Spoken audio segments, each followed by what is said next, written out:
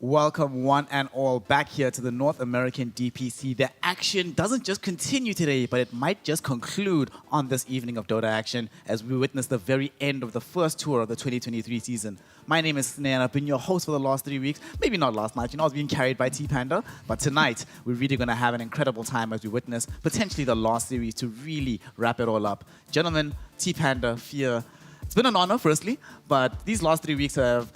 We thought for a while they weren't going to give us surprises, right? It took until the very last 2 days before we got pretty much all the surprises we could possibly have wanted, Panda. You're right. Everything kind of clicked on the final run, basically. Here we're on the extra bonus day, you could say. We've had 4 days of North American Dota action every week. Now we're going on the 5th day of this week, so day number 13, if I calculated correct with my EU maths here in this NA region.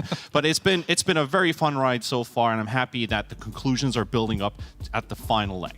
For you, Fear, how has things felt for you? We had a condensed schedule. Obviously, things are very different markedly from last time around.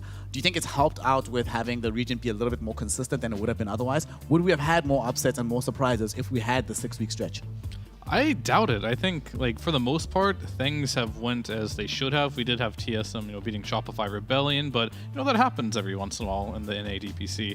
But other than that, I think most players got the placements they would have got if this was a 6-week tour compared to a 3-week tour. I mean, of course, having the 3-week tour does also mean that the games they came thick and fast. They were very condensed in how they were presented to us. And if you weren't here yesterday and you missed out on the incredible action, Theo was just mentioning the TSM versus Rebellion series, and that was the first one of the day, pretty much the highlight, the marquee matchup of the NADPC. And I did not expect this. Even if you told me that TSM was going to win 2-0 in the fashion that they did it, what do you think went wrong for Rebellion at the very end there, Panda? Why did they end up suffering such a heavy loss here? I mean, I think if you look at Rebellion, it would be kind of hard to come up with what went wrong when TSM played so damn good Dota. I mean, you got to look at the other team thriving, succeeding. This game one basically concluded, to a split-second Aeon Disc delivery from the Courier. Right after that first chrono, we've got the Courier flies in, brings in the Aeon Disc, saves Delina's life, and that was just a clutch moment to turn in that entire fight, the entire game, and force out the GG from Rebellion. But back to your original question, for Rebellion, they did have some flexibility with their drafts. They had an idea, they had a game plan, but they weren't able to execute one or two things where TSM were just a top-notch better. Rebellion was maybe a bit slow with reacting when TSM was ready to fight. One other thing that we also saw in this series here, Fear, is not only the presence of this Lina doing very, very well, but, we've had some questions about TSM and their team chemistry, their cohesion, and their communication. These problems did not seem to be present in yesterday's matchup. They seemed like a well-oiled machine. They looked like they were 6 months into their tenure rather than just a few weeks. I mean, game 1 was quite convincing. I think it was a pretty hard outdraft. Game 2, though, it's like a lot of things happened in this game that were very, couldn't have been scripted. You had the Storm Spirit in the mid lane. He got destroyed by Abed super hard. Crit was there as well. Crit tried doing a tri-lane situation. Everything looked good for Rebellion. I think the story for TSM here is they're not just crushing teams from the beginning and getting a huge lead and just having individual skill. They have resilience. They come back from games in which they're losing. They're having bad laning stage. Bryle had a terrible laning stage on Storm Spirit. Ended up stealing the Roshan, which changed the game entirely. And Kasane also did not have a great lane on a Centaur, but he found impact with that. And Tomato, he got to show what he could do with this Lina and just ended up carrying the team, and his team played their role. I mean, speaking of heroes and players that play their role, this game here between Wildcard and the side of Nouns, Wildcard, they were in such a dominant position for such a long, long time in this game number 1. And this game really did go the distance, and Nouns ended up making a huge comeback. And this is actually the first time here, Panda, that we saw Nouns coming back. That's been our constant critique of the squad throughout the entire DPC run, that whenever they're playing on the back foot, they do not look as hot. What do you think changed yesterday mentally for them that allowed them to come back in a game like this? I guess where Nouns would kind of find the options against Wildcard Gaming was perseverance and just having belief in the draft as well. I think Wildcard, they've always been in a situation where Arc is basically controlling the game. He's leading the show. He's topping net worth. But Nouns, they kind of understood that if we play somewhat like Wildcard is doing here, like they have in many games where they have like a completely uncontested carry. Yamsun, like this guy used to have like these games where he's being contested early. He doesn't necessarily get himself a good game if he is full-on free farm. If this game stretches 56 minutes like it did in game number 1, they still got the conditions to fulfill a team fight that they can do. Because in the end, it is a 4 protect 1 strat for game 1. But game 2 was a little bit different. They got themselves the Riki, the Lone Druid. This was a very comfortable draft that they pulled off in game 2. And it was a bit of a different nouns as well. Yeah, very different nouns that we saw there. And speaking of teams that really showed a different character than what we've seen the entire season, we've got to talk about Bait Fear. Not just Bait, but my boy Stonebank here. I'll be honest, y'all. I've been talking trash about Stonebank. I've not been impressed by what I've seen over these last few weeks. But yesterday I had to put my foot in the mouth and say, well, I was wrong about this guy. He actually is capable of hard carrying these games. But the entire team just looked so damn good.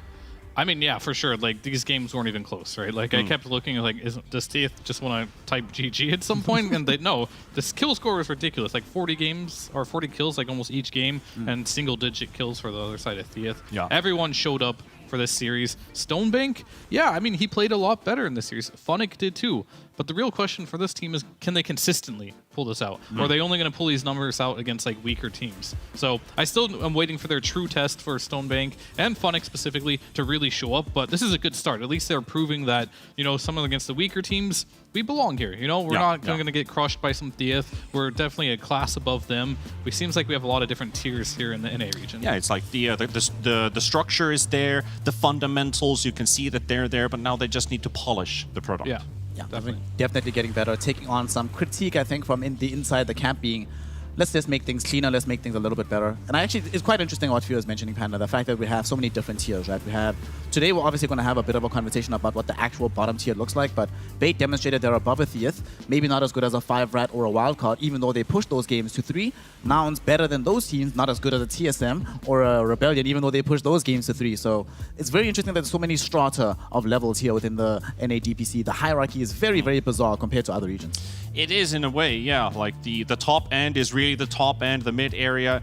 It seems like it's solidified its place, and then the bottom 3, it might just be a bottom 2 in the end because it felt like Bait, they just played all the difficult opponents until the final matchups. Theath, and now this day, they play Alpha. So you can't really necessarily say was Bait actually a bad team, but they had the worst opponents to start things off with. So they're looking for their place. And I actually have an interesting story leading to this leaderboard that we're looking at right now. Look at how the numbers are aligning. First place, 7-0. Second place, 6-1, 5-2, 4-3, 3-4. Do you see the pattern? I know we're missing a 2-5 Bait here. That would actually be really interesting if it shook out exactly in that fashion. I don't think I've ever seen that before within a DPC run because normally it's very contested at the very top or it'll be quite very congested. chromatic. Yeah, it's very chromatic, but here it's like nice smooth progression. This gradient looks lovely. And firstly, shout out to TSM. They're only the second team in NA history to be able to clock a 3-0. Very few teams just in general are able to do this all across the world. So the fact that they did it and they did it up against a Rebellion that looks better than they've looked in many, many years. I mean, you know these players here, Fia. You've played on the squad itself. You cannot tell me that this Rebellion squad would not have matched up quite well against the squads of the last 3-4 years at this point. I mean, yeah, they're definitely really good for sure. I think with the addition of Saberlight, they should be stronger in the long term. But I think right now for the NA specifically, there's less competition for them, right? Like, I think the big thing for them was, like, they gave Lena away twice. Probably because they're practicing against these teams, like some Theath and Alpha, they're crushing their Lenas. So maybe their strategies at some point need some more polishing. They need some, like, major, like, group stage games to get against really good teams to really show off there. So I think TSM took them a bit by surprise here. I think they still have a lot in store. On the bright side, though, for Rebellion, even though they ended up dropping that series, we know that Lena's going to factor very heavily in the upcoming major. So for teams at the very top, when you know you already have your invite, it might be worthwhile letting it through just to see what kind of strategies you have against it. You might have been crushing the lower Lenas, but you know you're going to come up against really good Lenas, and you're not going to have the luxury of banning it out every single game. At some point, you have to play this. And the worst, you never want to be in the situation, you know, Tier 1 TI for the scenario, where you get into a finals, there's this one hero that's super OP, and you just have to let it through because you don't have another option. And if you don't have an answer, then suddenly you just watch victory crumble in your very eyes. Pretty much. I mean, you said it. Basically, the storyline there. Like, teams adapt with their own strats, with their own unique hero pools, their own unique combinations that they have. And of course, they copy around. What's happening around us? Is there something that we can align from the other team's strategies? Maybe it is drafting-wise. Maybe it's execution-wise. I think execution-wise, we don't really see that much super unique things happening right now. Unless it's like an offlaner who rotates early to help out their mid, or say when we saw Wildcard, Arc rotating as a carry to the mid lane to help your mid laner out, these kind of things. But in the end, it's pretty structurized, the way that Dota is being played right now. D-warding is super easy because the map's been stale for a very long time. That's going to play one of the biggest impacts coming into the major, is how do they actually get to manipulate the map and get it to work in their favor, because wards are disappearing from the maps. Basically smokes, all the vision heroes, like why we see Beastmasters, Lycans a lot, is because they provide so much information that is just not available to us. Yeah, information does seem to be the name of the game right now. And speaking of information, if y'all were not aware, and we were talking about this when we looked at the leaderboard, what tonight might bring to the table. And tonight, of course, we have the side of Bait taking on Alpha. It's the only matchup we have available for the evening, but it's a matchup that has extremely high ramifications. I love the fact that these last 2 days here have been full of massive stakes, but this one, not just for the side of Alpha, not just for the region, but for Bait, for Dendi as a player. Not once since he joined the DPC has he been able to stay in Division 1, been relegated time after time after time after time again. Today might be the day that slide gets arrested. I mean, we already saw him get his first win since May of 2021. Is today the day he finally gets to stay in the DPC? Yeah, I think so. I think, like, especially this region compared to the regions he came from, he has a much better chance. We'll just call it how as it is, right? Because, like, against Thief beat Alpha, right? They made it look like Thief wasn't even an opponent in their last series, right? So they should, in theory, do something similar in this game. But, you know, maybe it was just an off day for Thief. Maybe it was just a great day for Bait. Maybe the pressure will get to them. Who knows? Knowing this series is really important, we'll have to find out. But they're in a very unique position, right? Because they just won the team that was above them on the leaderboards. That was Thief, and they just ran over that series. And now they're just in a position. Can Alpha replicate anything different than what we saw from Thief yesterday? Is it just going to be a Bait show? Are we going to see Alpha dominance in the early game and actually lead into something? Because the game plan's been kind of missing from them so far. So do they actually have something to construct their laning stage from? Because what I've looked at, some weaknesses, it is the side lanes. It is usually the side lane. And speaking of the side lane, one of the most important lanes in the game right now is the safe lane. And that role is where Stonebank hasn't necessarily been shining for a while, nor has Funnick. But yesterday, Stonebank really popped off. Risers has yet to really make a same degree of impact for his team on the side of Alpha. And I think that's probably the side where Alpha needs to try and figure something out. Because we've seen with Wildcard, for example, even when the rest of the squad wasn't doing well, you were mentioning it, that the strategy of being able to 1v9 was still able to eke out wins in that fashion, even though the game isn't necessarily conducive in the easiest way towards that. Will Risers be able to step up to the plate today and rise to the level of a Stonebank? Yeah, exactly. Like, Stonebank's matchup is against an offlane duo that has been very miscommunicative, let's put it that way. And then you look on the side of Rises, Funnick is probably one of the weakest showing offlaners, let's be honest. Like, his performances haven't been the best. His item timings when he's using them haven't been optimal. So there's definitely a chink in the armor that if Rises and Tiger can connect, they can definitely punish Funnick, or maybe not in the laning stage, but after what happens from there. Because Bait is very team fight oriented, while Alpha, I would suspect there's maybe a bit more individual skill than actual, like, teamwork, because they want to achieve that point, but we haven't really seen Alpha work as a unit because they haven't got to that point where they need everyone. Yeah, I mean, they have won at least one laning phase pretty dominantly against the side of Rebellion. Didn't necessarily work out in the mid-game portion of things. However, that lane that you're mentioning, they're now playing into Funnick and Moose. A Funnick who has been sandbagging for a while but looked really good yesterday. Obviously, Moose has been the standout player on Bait with Dendi. And two of them in tandem yesterday looked like they were communicating a lot better as well. Funnick was moving around a lot. And Dendi in particular, from like, I think day 4 rather, started also doing a lot better in terms of his own movements around the map. Does that spell some trouble for you for the side of Alpha? Do you think they'll be able to respond quickly enough to the faster movements that Bait has been trying to implement? It's definitely going to really troublesome for them, I think, because like right now, Funnick, he's done well in most all his laning stage. He's a good laner. I mean, Moose is a good laner too. His only real issues come after the laning stage. His decision making, where to be on the map, what plays to make on the map, and some of the better teams have been exploiting that.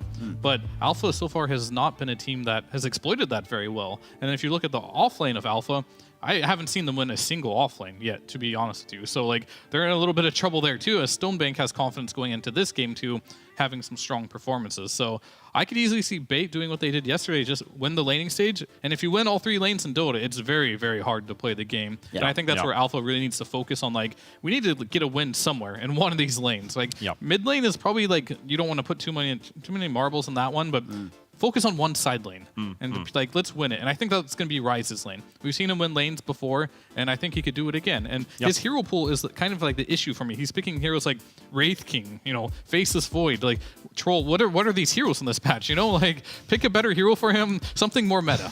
Yeah, something more meta I think will definitely help them out, especially given that Bait, what we saw yesterday is that they're not just willing to win the lanes, they're going to just keep coming after you, coming to kill you over and over and over again. When we look at, for example, the team comparisons between these two squads, the bulk of these stats were padded heavily by yesterday, I think. And it kind of feels like one of the things that Alpha might need to address as well, do we need to start seeing more defensive hero picks, maybe some more Treant Protectors in their lineup? Because look at the disparity in kills here. This is kind of ridiculous. I feel like they got 100 of those just yesterday. Yes, yeah, they did. It was 16 to 96, which was the scoreline yesterday from 2 games going in favor of Bait. But like you mentioned, heroes like Treant, that's when you're looking at like physical damage lineups. Can we deal enough? Because yesterday, when we looked at the Rebellion TSM series, how the way that they counter Rebellion's damage output from Void and the Magnus, they have pretty early damage. They might actually get more out of the Chronosphere early on into the game, even if they don't have a straight-up Chronosphere combo. They started building ACs, the living armor. You've got heroes that are pretty damn hard to actually kill. And when you finally get to that point, they're getting Aeon Discs and stuff like that. So just they can prolong the fight a bit longer. So what I'm kind of looking at here is actually from the Dendi interview yesterday. He did give us a bit of vague answers, but he did say, today is the day when we give our best strats and the most fun heroes to play. So what are those best strats? I think he was talking about fun heroes for himself, to be honest. Like, Could be.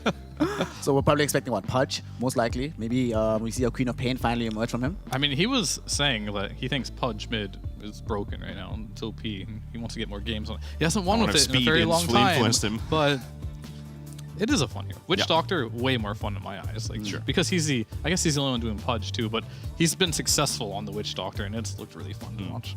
Yeah, the level 3 on Witch Doctor is just crazy amounts of damage once that maledict really starts to build up. And he talked about, like, you don't need vision for the coconut to actually bounce into targets. You can still close them in. So maybe we'll find something special from Dendi. Maybe he just goes with his basics. He's been spamming that Primal Beast. Maybe that's a fun hero that he plays, but that hero has been heavily contested against them. They haven't really gotten that first phase Primal Beast pick anymore, because after their first 2, 3, maybe 4 series, the last 2 that they've played, Primal Beast first phase banned, and it's been banned, I think, 8 or 9 times out of their 14 games that they've played so far. I mean, when we spoke to Fire Red 4-Star, they specifically told us that when you're playing against this Bait squad in their scrims, every single game Dendi's playing Primal Beast, so why not just ban it out, make your life a little bit easier? That does also mean that they have greater impetus to pick something a bit off-kilter. On the other side, though, given that Bait there's a bit more information about what works for them. I think the complicated part about drafting for the side of Alpha is that they have yet to get a victory, so they don't know what works. They know that, all right, we can win some lanes in some occasions, but we still struggle to close out games in the long term. We're still having a lot of difficulty figuring out our off lane.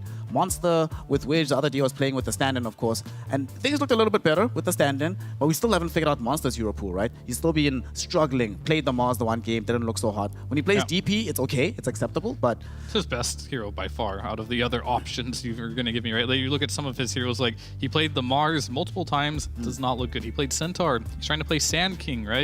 Beastmaster, I'm okay with him trying the Beast and the Lycan type of heroes, but DP, he's actually won against Rebellion in the laning stage with that hero. So talked about if he needs to like show up and have a good laning stage, that's a good hero for him. As far as like what you should ban against Bait, I really think they should focus on Moose and Dendi.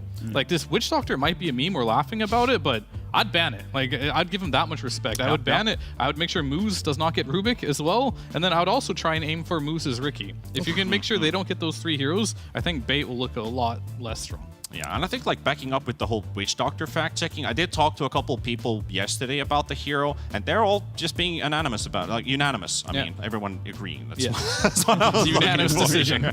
Unanimous decision that Witch Doctor is a pretty damn good hero as a core. Hence why in West Europe they tried it as an offlaner, and then we've seen the mid Witch Doctor, and it's been coming into my pub games as well, and probably you guys have already seen it as well. Maybe someone you at home has already been going up against Witch Doctor. After Dendy's performances. And yeah, I can tell it's strong. It's strong for sure. The thing I've been like just feeling against is these Rickies. I honestly, Moose, shout out, great performance, but please, man, come on, man. Not in your Ricky anymore. That man wants to stay in Div 1. I mean, that's the thing, right? You always want to pick the most broken heroes as humanly possible to stay in Div 1. The Rickies, your Rubiks. You haven't seen him run a Ricky combo except from TSM, thankfully, because that combo is also kind of disgusting. But for Funnick as well, yesterday we saw him whip out the Snapfire to pretty great effect, right? Yeah. And earlier on, we were sort of having a conversation about the nature of how he plays this off lane. And usually, he's just farming in the lane, doing quite well, and then drops off with, not just in terms of his influence on the game, but his activity on the map as well.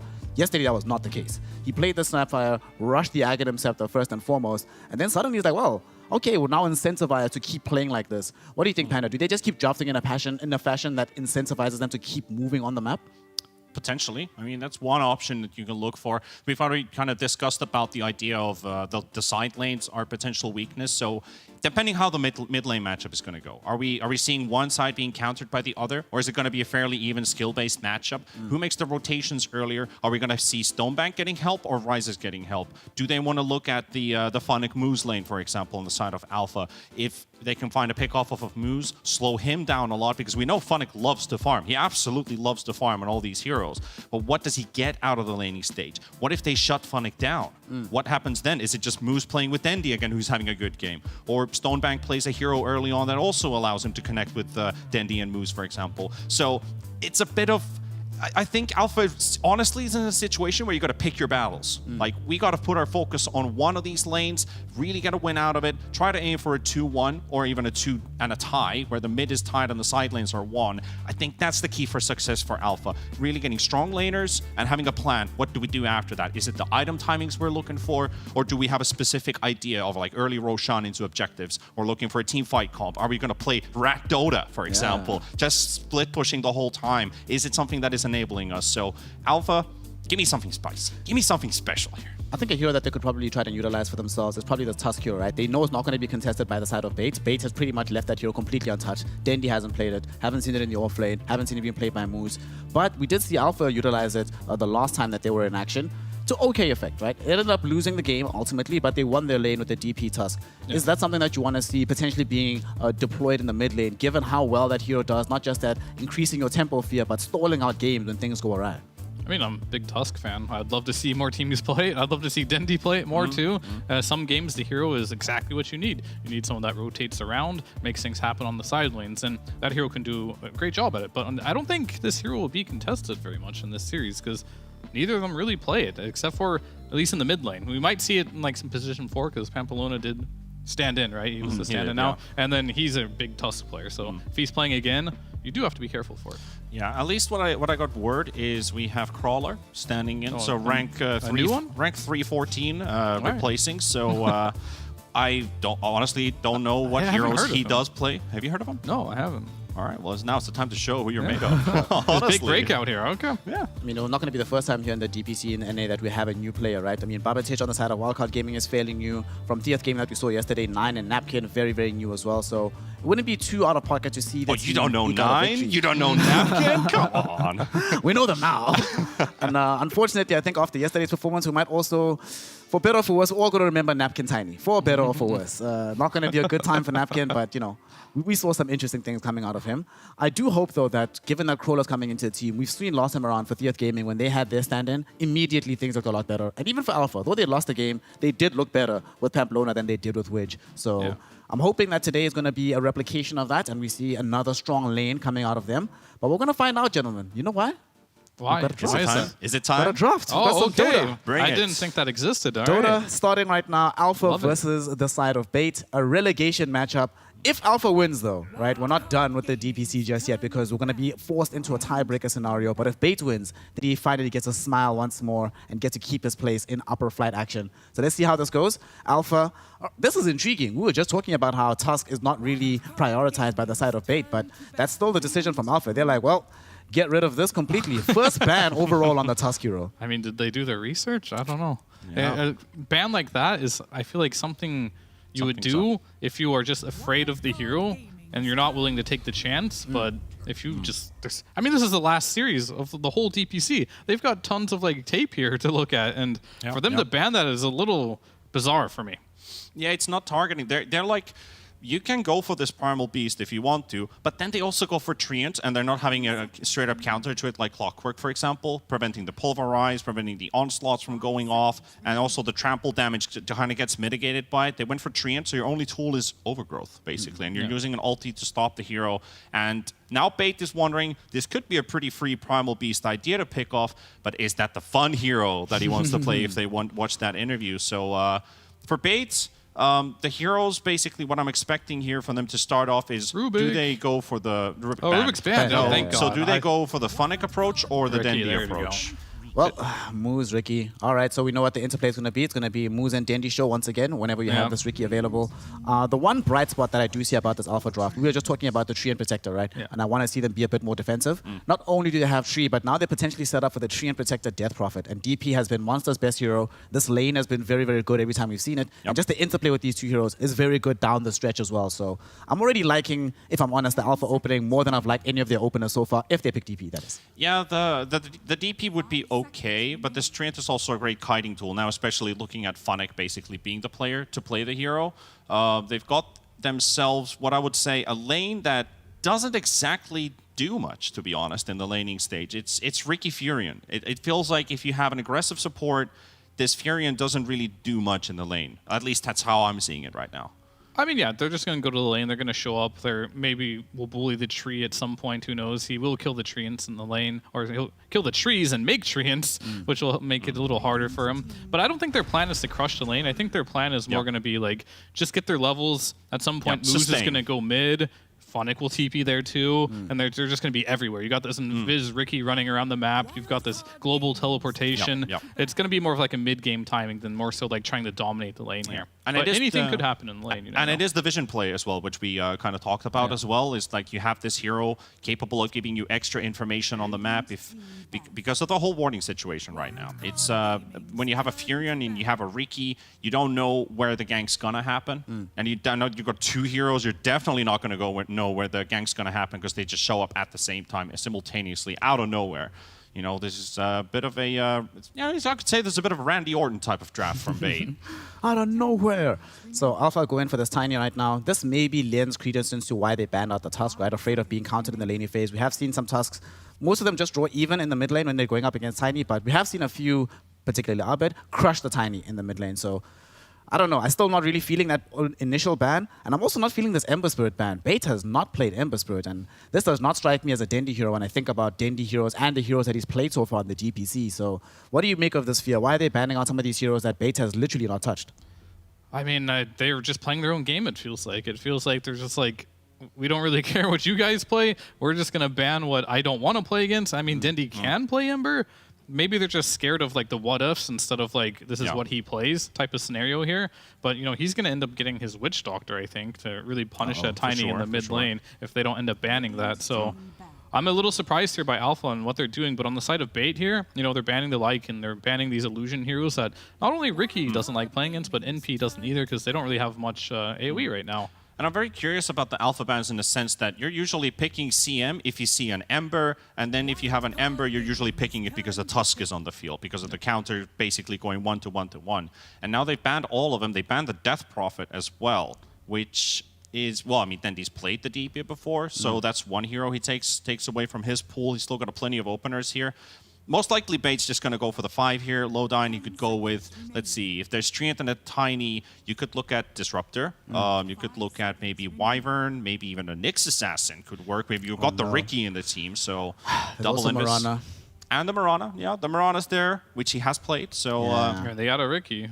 I think that's their best pick by far if they do go for the Mirana. It's just such a strong combination. I wouldn't mind. Oh, thank God. All right, Disruptor. Darn. I wanted to see it. Why? I was onto something here. Because, like, here's the thing. Like, right now, the Sleeping Dart is a setup tool. And you can set up for the Disruptor ult. It's okay, right? But that's not super hard to hit, and it's kind of long cooldown. Their lineup right now is generally low cooldown. NP, Ricky, they need something that can match that.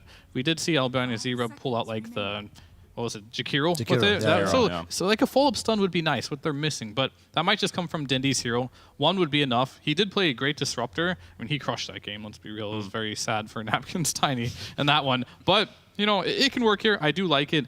Alpha, I'm very confused about that DP. Like, I'm a Snare. I wanted to see that instead of Tiny there. They have the tree. Why not pick the DP? It's such a good combination. And I don't really think they wanted it on bait whatsoever, since Funnick is, you know, it's no longer a flex if they pick it there, right? Yeah. So it'll be interesting to see. They have a bit of flex in this disruptor. You know why? Storm Spirit, okay. You know why they have a bit of flex in this disruptor? Dendy? Okay. Does he play it? Tell Yeah, me he he does. plays it. He does. He's playing versus Storm Spirit now. Let's do it. He could. Like, honestly, just go mid disruptor. This is such a pop strat that could work out. The hero does an insane amount of damage if you got the early levels because he's basically flat damage based. You can get some pretty nasty items on disruptor. I know you're mauling already. I mean, I'm not even mauling about that. I'm mauling that this man just picked Storm into Ricky Ricky's Disruptor. Disruptor. Yeah.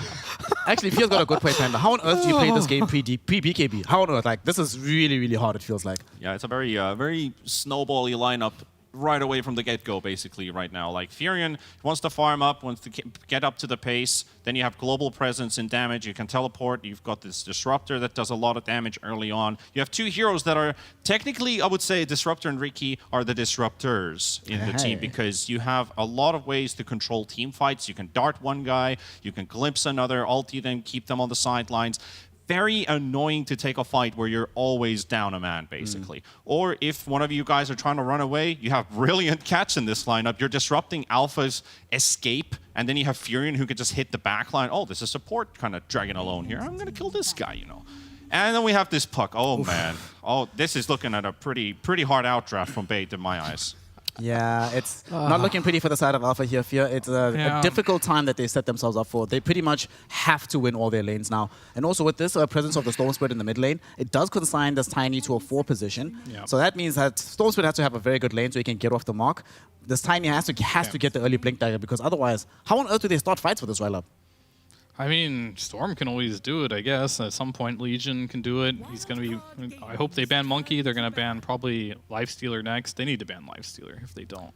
Yeah. I'm going to turn off my microphone.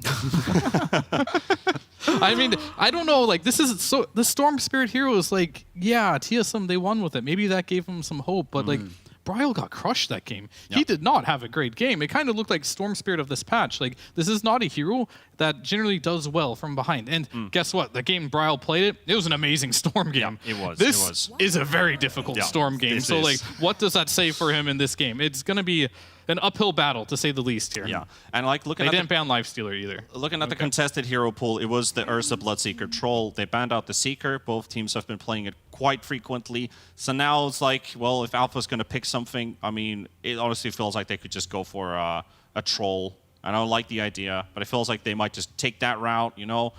At least he's a hero that's somewhat durable. He can't use her ulti against Disruptor, though. You can't hit anyone wearing the smoke screen, but you need a physical damage dealer. Okay, so they go for the Ursa, which is a much better option as compared to the Troll. So I'm happy with the Ender, but I still feel like Bait has a big advantage here. So what are we going to get to finish this off? What's our potential carry for Stonebank? I thought they were actually going to take Ursa themselves Warlord for Bait, but so I'm glad Alpha took it away from them. You want the Troll? Yeah, this game's over if they pick Troll. Like, this is unplayable. Wow, this is a first. Him being actually happy about a Troll pick. Yeah, I mean, very rarely do you get given this good of a Troll game. You counter the Ursa, you counter the Storm, you counter the Legion Commander. You just have a free game. So, like, it is an absolute free Troll game. Exactly, and this was the contested pool I thought about. The Ursa, the Bloodseeker, and the Troll. And, of course, the Lina in the first phase. So this went exactly as planned. So, Fear, give me the read on this one. Grade the Alpha draw from me, Dean of Dota. Does it get a passing grade, or what are your notes in order to make this one work for them? I mean, they're going to have to come in for summer school after this one. Drip Panda, what you got for me? Looking at this Bait roster, looking at this Bait draft, you were mentioning earlier that you feel like it's a pretty hard outdraft in their direction. It is. Do you still maintain that after seeing the last picture? It is. It is. Come on! Oh my gosh. Yes. Oh my gosh. All right. So Alpha, unfortunately, my panel is not really happy about what they've put together for themselves. It feels a little bit chaotic, a little bit all over the place, a bit ramshackle in terms of their ideas to make game number 1 work. However, here in NA, more chaotic things have ended up working out in the end. And to find out if this cacophony of chaos will turn into a symphony of music, we're going to throw it over to our incredible casters, Mike the Melodious with John the Jukebox. Take it away, boys. Thank you so much, Snare. I'm not really sure what kind of music we're in for here. I I very rarely agree with this panel, John. But I must agree that this is a huge outdraft here from the side of Bait. I don't know. Give me some copium here. Give me a bit of hopium for Alpha. A little Don't get glimpse back. I mean, if you get glimpse back in the tiny, we don't need to worry, we don't need to worry about what happened not yesterday. playing tiny, at least. You know that there's that. It's a bit rough. Like the Ursa comes out into the Riki, into the Disruptor. All of these counters there, just the Riki alone, right? Like Ursa's a hero that wants to come in without BKB, pop and rage, doesn't care about status effects. You can't really shorten the duration of the silence of that mischance from the Riki, from the smoke screen. So it's a rough matchup, I think. Once you hit that point on the Riki where you do have that shard, here we go. you've got all the setup in the world, Man. and you can just kind of run around, do what you want. You reminded me of what happened yesterday. Yeah. I forgot. I forgot about all those could you glimpses back. forget? I had to forget. I had to. How do you think I slept remembering that, John? It was terrible. It was. If you weren't here yesterday, you can look at the broadcast from yesterday. I don't recommend it, but you can do it at your own risk. Moo's going to run up high ground. Rises does not want to burrow. This is too many heroes. Lowdyne, no points to the glimpse back yet. They'll get a D-ward off, though. Very, very nice here to get started. And I highly doubt Alpha want to fight level 1. Like, their heroes just don't do a great job of it. Yeah, I mean, they don't have the greatest presence there. Maybe they still keep poking and prodding. We've seen a little bit of sneaking around to grab extra runes, although Bait are in position to still take control up top. So still a bit of a back and forth there. I am keen to see just how well Soul can hold his mid lane down the line. I think that's the one lane that needs to really pop off, because if this Storm goes behind, man, it just doesn't farm that well. It takes up so much space to get online. Yeah, I mean, they already said it, right? Like, the Storm's not a good hero anyway. It's a bad Storm game as it is. I mean, Braille suffered on it yesterday. I think Fear mentioned that, and they did win, but he did suffer quite a lot. Topside, Monster's suffering right now, losing half his HP on the LC, but he's going to be just fine to walk his way out. We do have a chance as well to have a look at a bit of a video we have prepared. Believe we ended up speaking to Dendi, and we asked the man what message he has to the fans. Let's hear from Dendi. Guys, thank you for supporting us. We will try our best. Let's go. We're gonna destroy with you. Support, shields in chat. Let's go. I mean, if there's one thing you can say about the man, even though they haven't had the greatest run in the NA DPC, and even though, their entrance into the NA DPC was somewhat controversial, you've got to appreciate the man always smiles.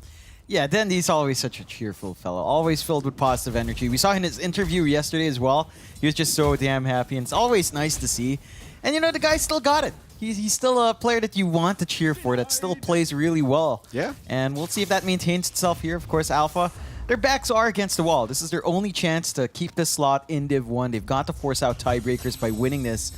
And after the Bait performance from yesterday, after this draft coming out, it doesn't look like the easiest time in the world for Alpha, right? Like, they managed to give away this Riki for Moose. He's already having a great lane down bot. I mean, Tiger's already way low in HP. And they haven't even cut the tree line. They don't even care about that aspect of the tree. And because you've got this NP versus Ursa matchup, you've got all this range, you've got the threat of the Riki, you can always just play poke with that Treant. You're pretty happy. Like, you just twack away at Rises. You can still get farmer here in Funnick. Rises isn't going to be held off by much, but you can try. Funnick going to be chased down. He'll go for a TP up. They won't have a way to stop it, though. Well, Rises, if he had overpower up, he probably would have found that kill. It's the only level 2 at the moment for Rises, so can't really afford to have that up quite yet. Funnick certainly has to be a little bit cautious. Definitely not the easiest lane in the world, and it is a pause for Riki you're with as well, right? Like, there is a limitation to how much Moose can do. Yeah, there's only so much in the early laning phase. Moose has been giving a lot of space out for Funnick to get some solo EXP as well. Just hits its level 2 now. They've got a massive creep wave coming in, so that should alleviate some pressure. One thing that's really working out well for Alpha is the laning is looking pretty good. Crawler's been really effective in sniping these couriers. That's his second courier snipe already. And he's just been able to cut off the supply chain of Bait to maintain themselves, to get that early items to kind of work the lane. No early boots, no early timings on maybe at least a rate band value for Stonebank. And that just gives a little bit more for Monster to play here. It's back. They've got Crawler in the kinetic field. Stonebank, I don't believe will have anywhere near the damage to get the kill. In fact, now the toss back onto Lowdyne. Slow is there from Stonebank. I don't know if they can keep this fight going, but Lowdyne's still being chased down. Lowdyne, however, he'll secure first blood onto the Tiny first. So a decent trade so far, but Stonebank needs to get himself out, but he will. Low on regen, he will drop a salve in the base for Lodine to bring back, so he'll be just fine. And overall, a pretty damn good start here for Bait. And they find the kill they'd want. And they're getting their lanes out. You are still fairly happy on Alpha. Like, this CS lead is not insignificant. They're working their way lane especially well on Rises.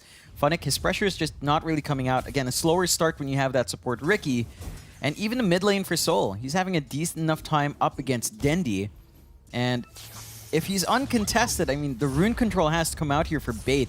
They've got to stop Soul from finding that first power rune, from getting a rotation out with that Dream Coil ready, and just try to apply a little bit more pressure, because with this kind of start, Alpha, they could get enough room out to sustain that farm between the Ursa and the Storm. They certainly could. Because this is still a fight, I believe, over who's going to get relegated here in Division 1, back to Division 2. I could be wrong about that. We should double check, but It is. It is. Yeah, I mean, if Alpha wins 2-0, we're going to have tiebreakers. Great. For the last two, a three-way tie. Funnick, oh, just barely. Rises, he has that overpower, can secure the kill. I think Funnick may have been like half a second maybe off TPing away, but just couldn't quite get there in time. Yeah, they're just punishing this more passive lane for Bait down bot.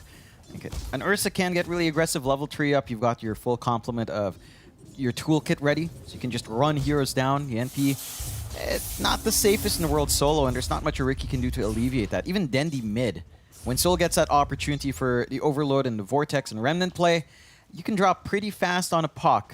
You have to kind of play at the distance there. Funnick again. Bottom lane, so much damage. He will barely get out this time. Rises had the overpower on cooldown. Moves to be chased down a little bit, but Rises still going for a dive in. He has the overpower, so Moose has no way out. Look at the tree blocks though. Oh, Funnick. You love to see it. I don't know if I can call that worth there for Rises. Meanwhile, top lane, a bit of a chase out. Crawler gonna get slowed up by the Wild Axes, and Stonebank should have the damage output to take him down, if he can find him, that is. Problem is, he does have a... No, he doesn't have a creep wave on the way. He's fine. TP away, though, from the Tiny. So Crawler gonna be okay. Going back to that bot team fight for a moment, Rises may not be too happy about that. Like, he dives T2 towers and he finds the Ricky, but he gets punished for it. Meanwhile, mid lane, a bit of a gank attempt happening here on the Storm. Soul happy to continue fighting Dendi as they don't have the damage output to take him out. Of course, he is level 6 as well, so can always walk out of the smoke screen and just kind of zip away if he needs to. So far, not too bad of a game for Alpha, 3-2. More rotations incoming to the mid lane to make sure Soul can pick up the power rune, and he does. Gets a nice double damage for himself. Dendi getting rather unlucky, looking for the top rune spot. And with that, Alpha, again, still in a pretty decent position. Again, just stronger lanes coming out from them. The presence for Bait, we're not going to feel it for a little bit longer. You've got a support in the Disruptor that can be active, but kind of needs follow-through. You don't really have that. You could tie in with a Dream Coil, but it's a little bit easier said than done. And for your Ricky, for Moose, you're still looking at that 15-minute mark with the shards, and it doesn't feel like it'll come out fast. Oh, Coil mid lane, smokescreen placed as well. Soul trying his best to get out. Oh, the uphill miss. Dendi missed uphill, and Moose gets taken out. I don't know if that was a miss uphill or that was the living armor bonus coming in from the armor there from the Tiger Treant, but I'm pretty sure he missed. Yeah, just... they tried to get that aggression going. They get punished for it again. Just... right now, you're mainly physical. The living armor just stops a lot of that output. They've got an opportunity on Stonebank up top as well, though he is a little bit tankier to go for, but Monster's starting to do quite a fair bit of damage with his spells. Stonebank, he's one creep away from level 6. He's going to have it now, so he was kind of trying to bait them to keep going for this. Glimpse back. They've got the LC Monster, already very, very low in terms of HP. Stonebank not getting lucky with any ensnares, and in comes Soul to try and help out. Stonebank again still has the ulti ready, just waiting. He'll pop it now. He's onto Soul, but again the ensnares are not flying out for him, and he's not healing up enough. He might just go down, and he will. Great rotation in from Soul. Maybe a little bit lucky again, not getting rooted up, but it happens. Yeah, it happens. It is a level 1 Berserker's Rage, so a 14% chance, not quite the most probable outcome there for a Troll. And Alpha, they're doing a great job of just working this map. They're all over the place. They're using this mobility. They're using this early presence they have to just build up. There's so much space coming out here for Rises down bot. Basically a solo lane, free farm coming out from Ursa, #1 in net worth. The defusal timing is going to be pretty quick. And for Bait, they've got to hold out. They've got to hold out until the levels come in, until that Ricky shard is up, until you have a couple more items up in Funnick. Because at the moment, you don't really have anyone to connect with. You don't even have level 6 up in Lowdown yet, which, to be fair, it's a support, but it's still ways off. Mid lane, they're going to try to Soul once again. This time they will secure. Moose, he'll pick up the kill. Crawler trying to trade some harass here. Funnick's going to move in as well, so Crawler, trapped in the Sprout, is just going to drop. Moose, he'll find a double kill. He'll be very, very happy with that. Walk right out of that mid lane now. And that mid-tier 1 tower suddenly under siege here from the side of Bait. Yeah, and they can try to stall Tiger's around to try to clear the creep wave out. But you do have pretty good right-click damage coming out from Funnick. He will go for the reset instead of forcing the issue. Again, you get a great kill in the Storm. You're starting to punish this greedier mid. He is... Oh, there we go. Oh, No, he tried to couldn't illusion dodge. He tried. He was close. Close. Not close enough. Still, you know, it's the first time it's happened. Not the worst thing in the world yet. That's not the It worst. happens once, you're alright with it. Immediate smoke out anyway from Alpha. Look for an opportunity. And they're doing the right thing. Again, they need to get the Storm rolling. You want to look for pickoffs. You can connect with your Tiny quite well. So you just keep running and gunning. Look for these easy heroes to pick off. Like, say, Lowdyne. Very easy to target, go for. They've got Vision here as well up top, so they know that Stonebank is more than likely alone. Could get a good collapse on top of him. Absolutely. Stonebank. Well, he's being watched here by an observer ward just placed by Crawler. Zip in. They're going to try for the troll. He does have battle trance, but he may not have the time to pop it off, and he won't. The jewel is there. They'll have plenty of damage to make sure Monster can finish off the kill. Another nice pick off here from Alpha. And man, you look at the farm difference between Stonebank right now and the Ursa of Rises, it's huge. 1.5k ahead is the Ursa. And this is an Ursa that hasn't gone Battle Fury. So like Diffusal Blade's going to come up, he's just going to run at them. And with the farm of Stonebank, you really just can't do much. Yeah. You're just going to have to sit and farm. They tried to catch you. Good silence. Good silence, but they don't have the Static Storm to follow up. They'll commit the Dream Coil instead, hoping it'll be enough time, and it will be. Funnick does throw out the ulti to make sure of it. Crawler going to try for the TP. Just barely makes it out. Very nice timing on that. Knowing the glimpse wasn't up. Moo's even going to run in for a little bit more, try and hold down Tiger. Does give the vision for the glimpse back. And with that, they do at least get a bit of an extra kill here. Finding the Tree and Protector. That'll be a 2-for-1. Happy days here for Bait. It does really feel like they're going to be kind of suffering on the dire side until they have that that level 15 mark up, so Moose can pick up the sleeping dart on this Ricky. Because until then, you are basically just playing 4v5. Yeah, they've got to wait 4 more minutes for that to come out and Moose. He will have the gold by then, more than likely. With the free space, Rises already has the Diffusal, so your Ursa's ready to go. At the least, the side of Bait clears out the mid before the Ursa can come in to respond. And Rises is already kind of keen to get some action going. He's been farming so well, #1 in net worth. With the Diffusal, you can just kind of run in. It's a little bit harder to gap close for the Ursa coming into this. There is a lot of kite coming out from Bait. But if he can find the angle in, should be relatively easy to get some faces melted. Still, Funnick always has to save with the TP in and Rod of Atos. Oh, Dendy somehow still got that TP off the Avalanche. It was close, but not quite close enough to get the TP stoppage. 6-6 now, very, very slight net worth lead the way of Bait. Still such an even game between these two. Looking back at Soul for a moment, still trying to farm up the Witch's Blade, still a mile off it.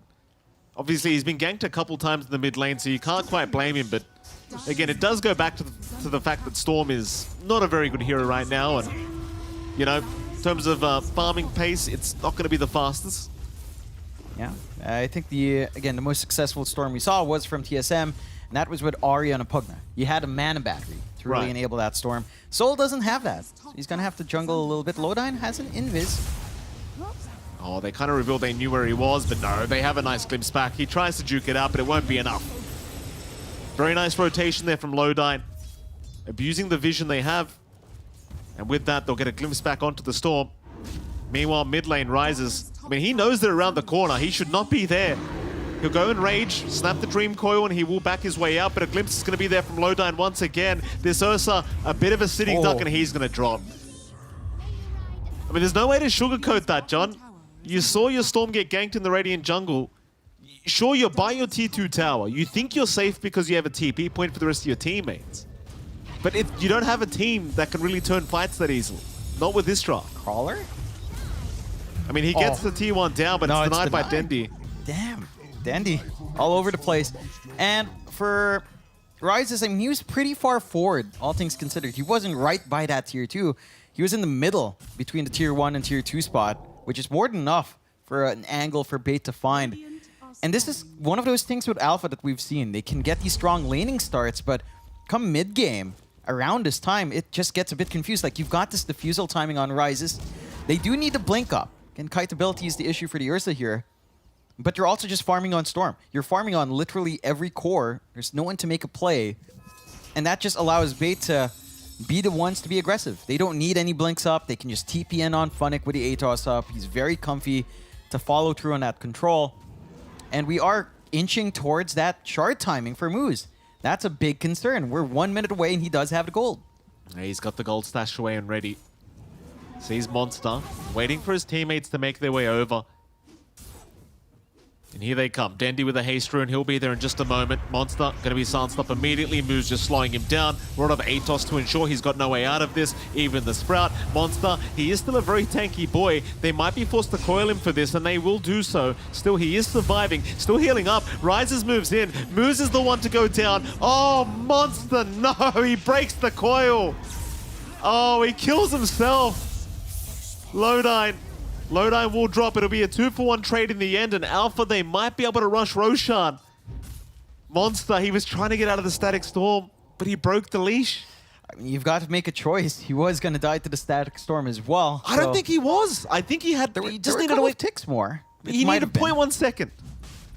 Yeah, I mean, maybe if he just waited a little bit more for the Dream Call to fade, could have been the opening. Still, you find a little bit better of a trade. You can go into the Roche, but it is counted out by Funnick. They are still working their way up there. Shard's up now. We are at that point where Ricky is just extra annoying. You don't have anything like a Force Staff to save just yet, although you do at least have Press the Attack to this spell. So it's not the worst thing in the world. You've got a way to handle it. And again, if you look how even this game is, 8-10, slight lead for Bait, and you think about our esports bet.io odds. I mean, at the start it was around 3.4 to 1.14. What are we at now? 5.10 to 1.15, Bait being the favorites, and you can kind of tell why, because now the Storm's going to get caught out down on the bottom side. The Rises is around to try and help out. They've got the coil to lock them all down. Soul just can't survive through it. A very nice overgrowth, but the glimpse back is there. They can't help. The dart as well. Tiger, he's the one being caught out by Stonebank, and he is dropped. It's so hard. Like, Moose, he's doing such a good job on this, Ricky. And you know, I made the comment earlier that it was a 4v5, but in all honesty, Moose, even without the dart, he's been very impactful. He has been. I mean, the laning phase, again, a little bit rocky, but as soon as he hit level 6, even without the dart, he has been impactful. He's been everywhere. The smoke screen just counteracts this lineup from Alpha so well. It's basically a mini Static Storm without damage. Right. Like, you've got so many ways of just silencing, kiting, and holding these heroes back to give a miss to the two physical cores of Alpha in the Ursa and in the Legion Commander. It's not an easy game to run this lineup. He's been spotted here, Moose. They place the sentry preemptively just to make sure, and there's your tip from Rises. Okay. I mean, I think in a game like this, Alpha do need to try and get into the heads of Bait, but I don't think Moose is going to be that upset about that. Jump Dendi? in. Dendi, bit aggressive here. Can't finish off the Tiny, but the Glimpse will do the damage. Very nice. And you can tell Alpha are trying to secure that Roche area. A million sentries dropped across the map just to stop moves, but as a Ricky, you're pretty damn happy. That's economy from the supports that goes away. That's gold that they would probably save up for the Force Staff, not being saved up for the Force Staff. Nope. And without that save, smoke screen's effective. You have nothing to be worried about. Your sleeping dart is still, your combination's not broken. You're happy. 9-13. While all of this happens as well, Stonebank has just been farming solo with his Maelstrom up, working onto the BKB. So reaching that point as well where this troll can just start to scale up. And it comes back to maybe this item buildup from Alpha where they had this early defusal. They didn't have a way to leverage it in some early pickoffs. Now you might be wondering, maybe I should have gone Battle Fury to just keep this farm game going. Absolutely. Rotations back down here from Bait. Down towards the south, they seem to love hunting down Soul. In fact, never mind, they'll turn back around. Who do they want though? Soul showing They know he's there for sure. Question is, can they actually catch him? They'll need Moose to try and set up, and Moose will move in. Soul will take the safe route and just zip through the tree line, and eventually we'll be okay. Meanwhile, Alpha, they counter smokers 3 in that Radiant jungle now, rather the Radiant triangle. Mid lane, Dendi. Great target. Will show himself on the creep wave, but instead they're going to try for Roshan. There's a Treant there. Yeah. There's a Treant there. He smoked into that Roche. Still found anyway. Funnick, foresight to just know that it is an Ursa. They will try to make that play. And Bait, they're in a pretty decent position to try to play here. I mean, they're getting close to Roshan going down. Maybe they'll get away with this. Bait may have assumed they've already left the building, and they have not. So they get away with this. Overgrowth out. Funnick does get caught. Rises will move in immediately. Still, they are trying to fight this one out, Bait. Still rushing around. Glimpse back onto Monster. Rises still trying to go after Funnick. Monster might be in a bit of danger. Funnick, he won't get the TP off he wanted. Now Dendi the one being chased down by this angry bear. Meanwhile, Stonebank, he'll go after Monster. Still Rises, being kind of kited around as Crawler. We'll move back in, but what a static storm! What a static storm from Lodine! He'll lock 3 of them down. Preemptively placed. Rises will finish him off, but what does it matter? That's perfect. Rises, he is still trying, but it's not looking good. He might just drop. Oh, I need to see that again. I need to see that again, Lodine. How does he do it so perfectly? It's not just that, he got the glimpse off before the duel as well. Oh. Like, the duel came out, and all of a sudden, Monster's dragged away. Like, you can't even find that Disruptor kill. Such a great minute place coming out. I mean, he anticipated. I think that tiny blink just kind of telegraphed that forward movement onto that fight. And yeah, it looks good for Alpha to start with. You know, it's a split-up defense from Bait, but it's also a split-up chase. Rises was completely isolated by himself while all the action was spread across the map. And it just allowed this time for them to set up, to go into a choke point, and just get the biggest use of their spots that they could. And here it comes. It's going to be soon. Rises runs down. The thing is, the storm was zipping in. Look, how perfect is this? It may have been by accident, right? Because he got avalanched. He may have thought, I need to drop this right now. But the timing, it couldn't have been more perfect. He zipped right into it. Yeah, I mean, it's just something you expect. You know, you see that avalanche, you know Storm's going to come in. Probably. We haven't seen him. We know he's across the river. And they just punish so well. Bait, they take the Aegis away. They find the kills. They're smoked up. Their cooldowns are pretty low, so they can just keep going over and over and over again. And you just have issues on Alpha. You're going to need the BKB up on Soul to really be comfy in this game. You're also working on it for Rises. Blink for Monster, not too far off.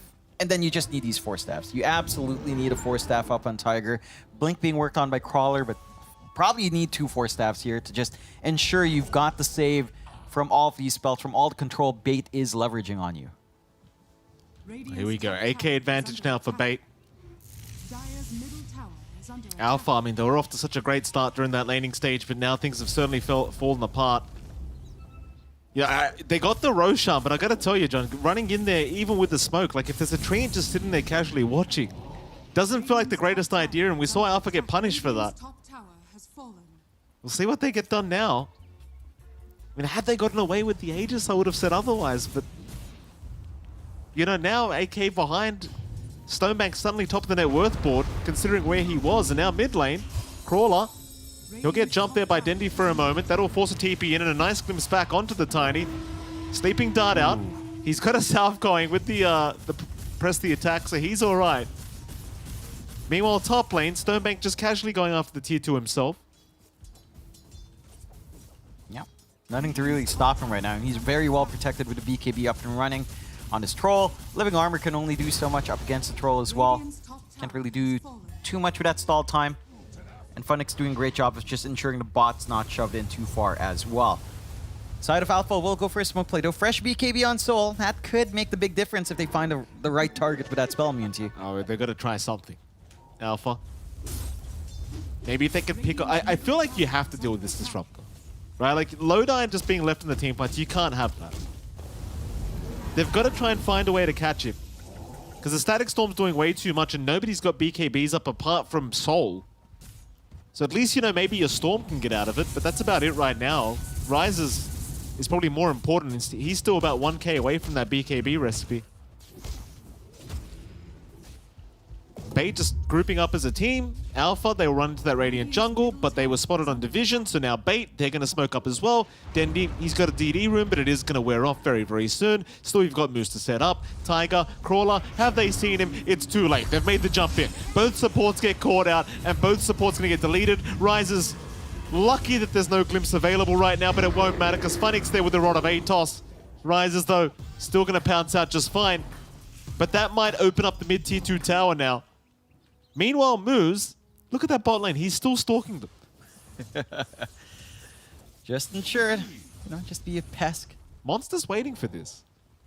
But he showed himself now, so Moose won't make the jump in. They've got no sentries to know he's here. They're just going to take a guess. But the problem is they don't have Dust either. Here we go. Funnick, he'll move in. Rod of Atos out on Sol. That'll force the BKB. Sol has to back out with a BKB TP. Monster hiding in the tree line. Funnick gonna have a look around, but won't find him. It's kind of my thing. If you wanted to turn that little engagement, you've got to hold Dust. Someone's got to hold Dust. They probably just didn't expect that Moose would be stalking them that hard, and they get punished. They lose their mid-tier 2. No outer towers left for Alpha. Bait, well and above now in terms of net worth. Okay. Rise is in trouble, but Monster's behind. Monster can help out here, at least get a jewel off. Rise is still running. Kinetic Field not there in time. Now Lodine's going to get jeweled up. It's a nice initiation from Monster into the Zip of Soul. Even the Overgrowth being committed. That'll be Lodine gone. Stonebank forced to pop his BKB preemptively just to make sure he can TP away in time. But yeah, it's still a +5 disruptor at the end of the day, but it's something here for Alpha. It is something. You're slowing down Lodine's rush into the Ags, which is actually scary that he's allowed to build into this really early on with just brown boots and drums. And if he does get the Ags, well, you've got to be really quick with those BKBs because you're not going to be able to save yourself in that static storm any longer. Still, for the side of Bait, I mean, you've cleared out the map. We've heard what Dendi said yesterday about how to tell when you're winning. It's when you start crushing everything, take all the farms, starve out the enemy team. And they're doing exactly that. They're farming all over the map. Just the triangle that's left for Alpha that they have a bit of a tenuous hold on. Beyond that, you're just building up. You've got heroes that scale really well with a farm. You're almost at the Ags for Funnick. You've got the fresh Ags up for Stonebank. So he does have self-dispels on hand. Holding down this troll just gets tougher. It certainly does. Oh, Sleeping Dart rises. He's very far forward, though. He does have his team behind him, but the kinetic field's going to lock him down. Press the attack out. Rises. He's dropping low, but a big avalanche in the backside from Crawler. Is it going to matter? Funnick, he will go down. Stonebank is still trying to fight this one out. They'll take Monster instead. Zip in from Soul, trying to find Dendi. Monster is going to go down. Dendi even fighting Tiger in the back as Crawler now getting caught in the kinetic field once again will drop on the Tiny. Dendi godlike on the puck, 9-0 and 12. And that's a 3-for-1 trade. Funnick the only one to drop on the Nature's Prophet. Rise is barely surviving through that engagement as well.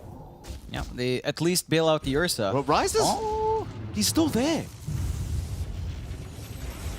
I mean, maybe he gets a TP? No. Why are you still there? That's what I'm confused about. Like, he was D-warding, Yeah. I think? But if you're D-warding, you know they can see you. Yeah, that's the second time I think this game where he's just too far forward to be protected, and well, he didn't have teammates around. Really, no TP points, no nothing. Just gets punished. And Bait, well, they're not gonna ask questions here, Mike. They're gonna be happy. Sure. They've got the 14K lead, 13-24. We're at an 8 to 92% win chance for Bait now, and I'm wondering what our esportsbet.io odds are, because that 5 to 1 while ago is just pretty dire already for Alpha. I wouldn't imagine those odds are any better right now. 8.95 to 1.05, Jonathan. Yeah, it's a rough one. Ag's fully up on Funnick now, so you've got the root on the Rat of Nature. More ways to hold you down in the Static Storm. You don't even need a kinetic field, or even just holding someone down in Smokescreen. The mini Static Storm. Bottom, Dendi casually moving in. They've got the axe now on Funnick, so they just root the Monster LC in place. When he popped the Blade Mail, he was looking for that dual attempt, but with Funnick now with the axe up, that leash, it's so obnoxious. That it is, and did they steal a Psychic Headband away? No, it's there, it's all right.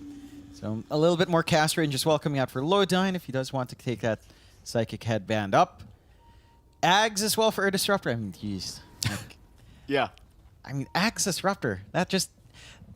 the panel pointed this out, but this draft from Alpha, it's just so hard to play with this lineup coming out from bait. Like, you just have so much AoE, you have so much kite, you have so many ways of stopping the storm, even with the BKB. It's hard to find that cope here. Ags, perhaps on Soul? Say BKB, Kayasanj, Ags. Once you have an AoE Vortex, you can kind of tie into that. Avalanche Toss onto people, get Rises to focus in on one target. Rises is having to work on the MKB for the mischance here. And they are going for a smoke play on Alpha. So if they get a good ambush, this could lead to Roche for them. They're going to start Roche anyway. 5-man smoke up is there from Alpha. We see they're going to try and force a fight out of this. Both scans are going to miss. Alpha, they should have their smoke break if they just put right next to the Roche armpit. Scan. Oh, they walked into it. Well, that's unfortunate. Still Rises. Rises going to jump in. Stonebank's in the fog. They'll go for a duel out, but there's your Static Storm. It won't matter though. Rises still going to find Stonebank. It's a decent fight so far. A 1-for-1, but they've lost the Troll without buyback. That's massive for Alpha. Still Funnick going to try and force a fight out of this. Meanwhile, Lowdyne being chased down. They want that Disruptor gone, and they'll have it. 2 down. Dendy though. Dendy! Oh, there it is. Dendy finds Rises. He just focused in on that Ursa. Yeah, you have to buy back in Lowdyne, but now you can clear Roche. It's not the fastest process with just Funnick. Oh, Tiger? Tiger. Yeah, he's gone. He has a gem too. Yeah, he does, John. Not anymore, he doesn't, but he did. Well... Dendy's 14-0-12. Yeah, I mean, we said it at the start. He still has it. He does still has it, doesn't he? Like, it's very interesting to think it's been this long since the man won TI. And he still and I know people are going to say, oh, Mike, it's this isn't a great team they're against, blah, blah, blah. I'd like to see you guys go 14-0-12 against these guys. Yeah, I mean, the thing is, Dendy makes it look easy. He does, right? make it look He easy. makes it look easy. But it takes a lot of skill to make it look easy. And you have to remember, Alpha, I mean, they're playing elsewhere. I think other third-party tournaments. And I did see them actually beat another team 2-0. I believe it was Infamous yesterday that I saw while casually looking for some Dota fiending at the off-Rs for us. So Alpha is not a bad team. They can beat other teams too.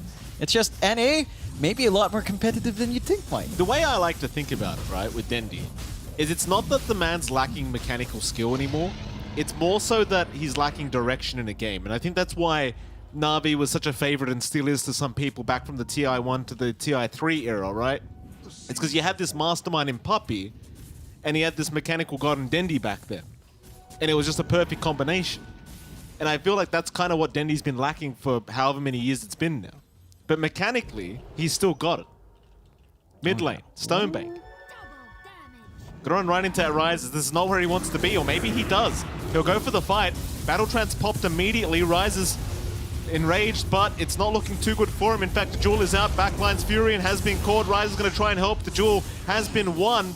Vortex out onto the Troll now. They are dishing some damage out to Stonebank, but Rise is going to drop once again as Dendy has a double damage rune. That'll be his 16th kill of the game on the puck. Make that 17 kills. Yeesh.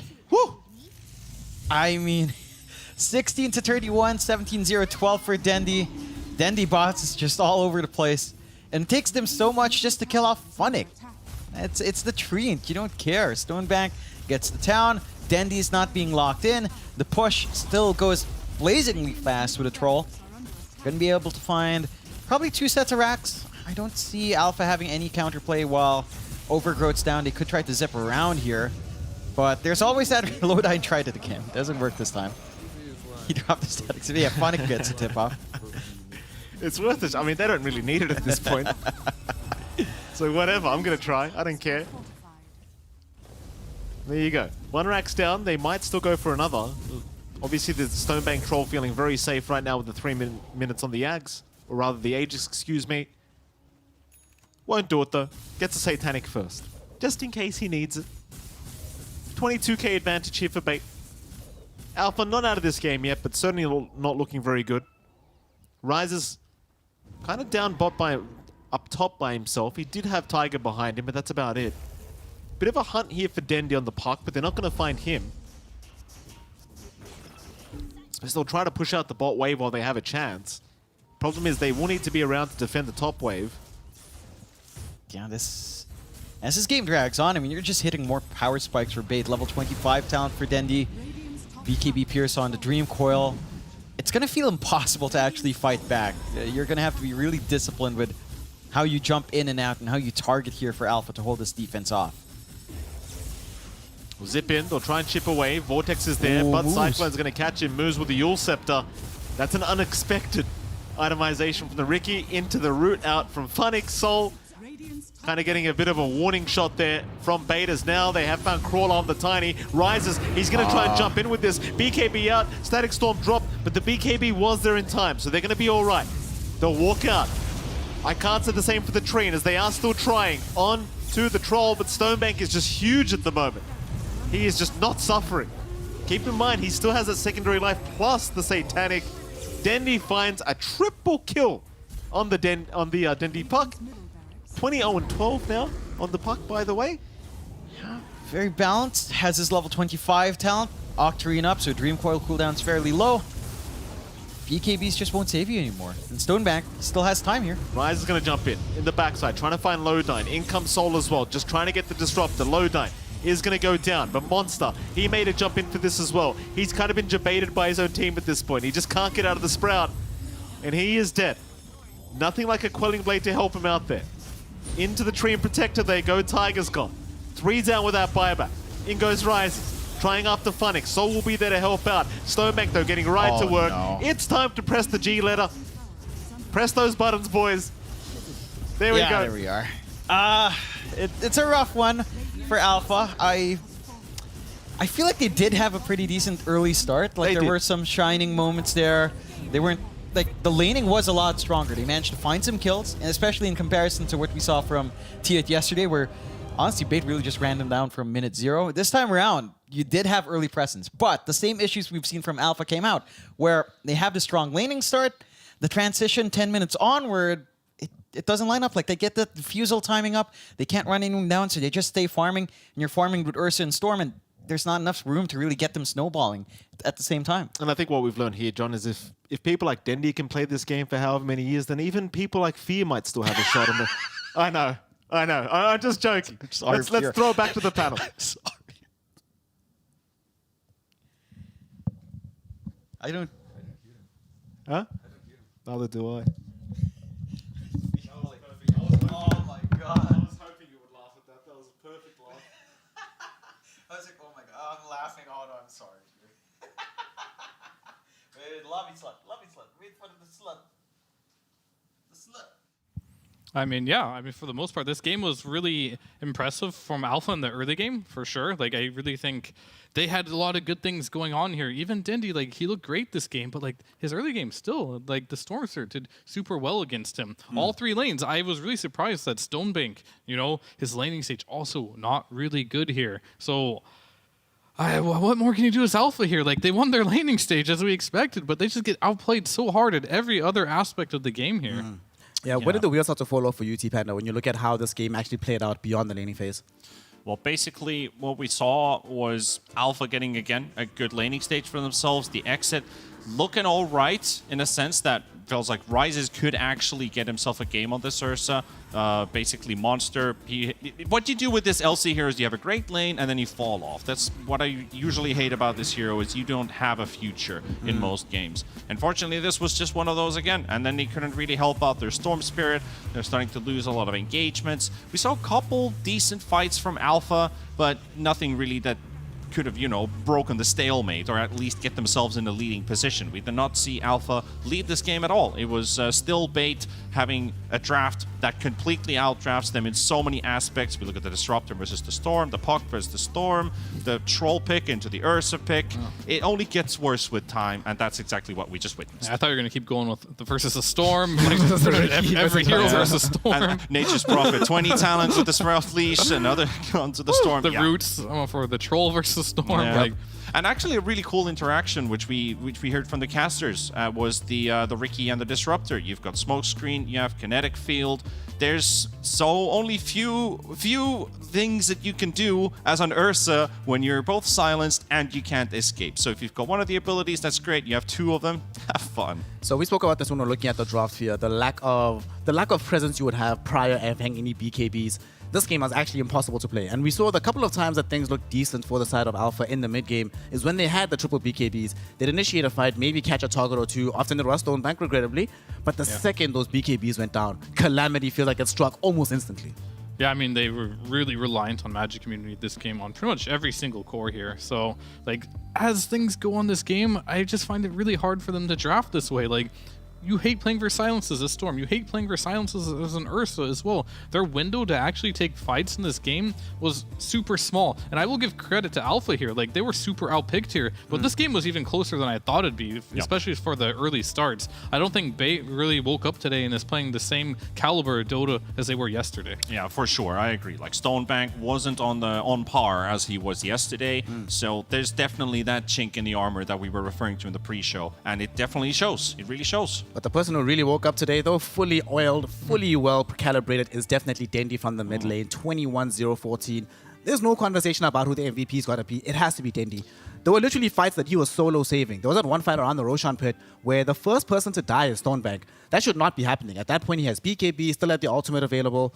But because Alpha committed pretty much everything to kill him, Dendi's like, sweet, I can just clean up house after this. Gets himself a triple kill, a young godlike streak, ends the game dealing 44,000 hero damage on this mid puck. Pretty phenomenal performance from this.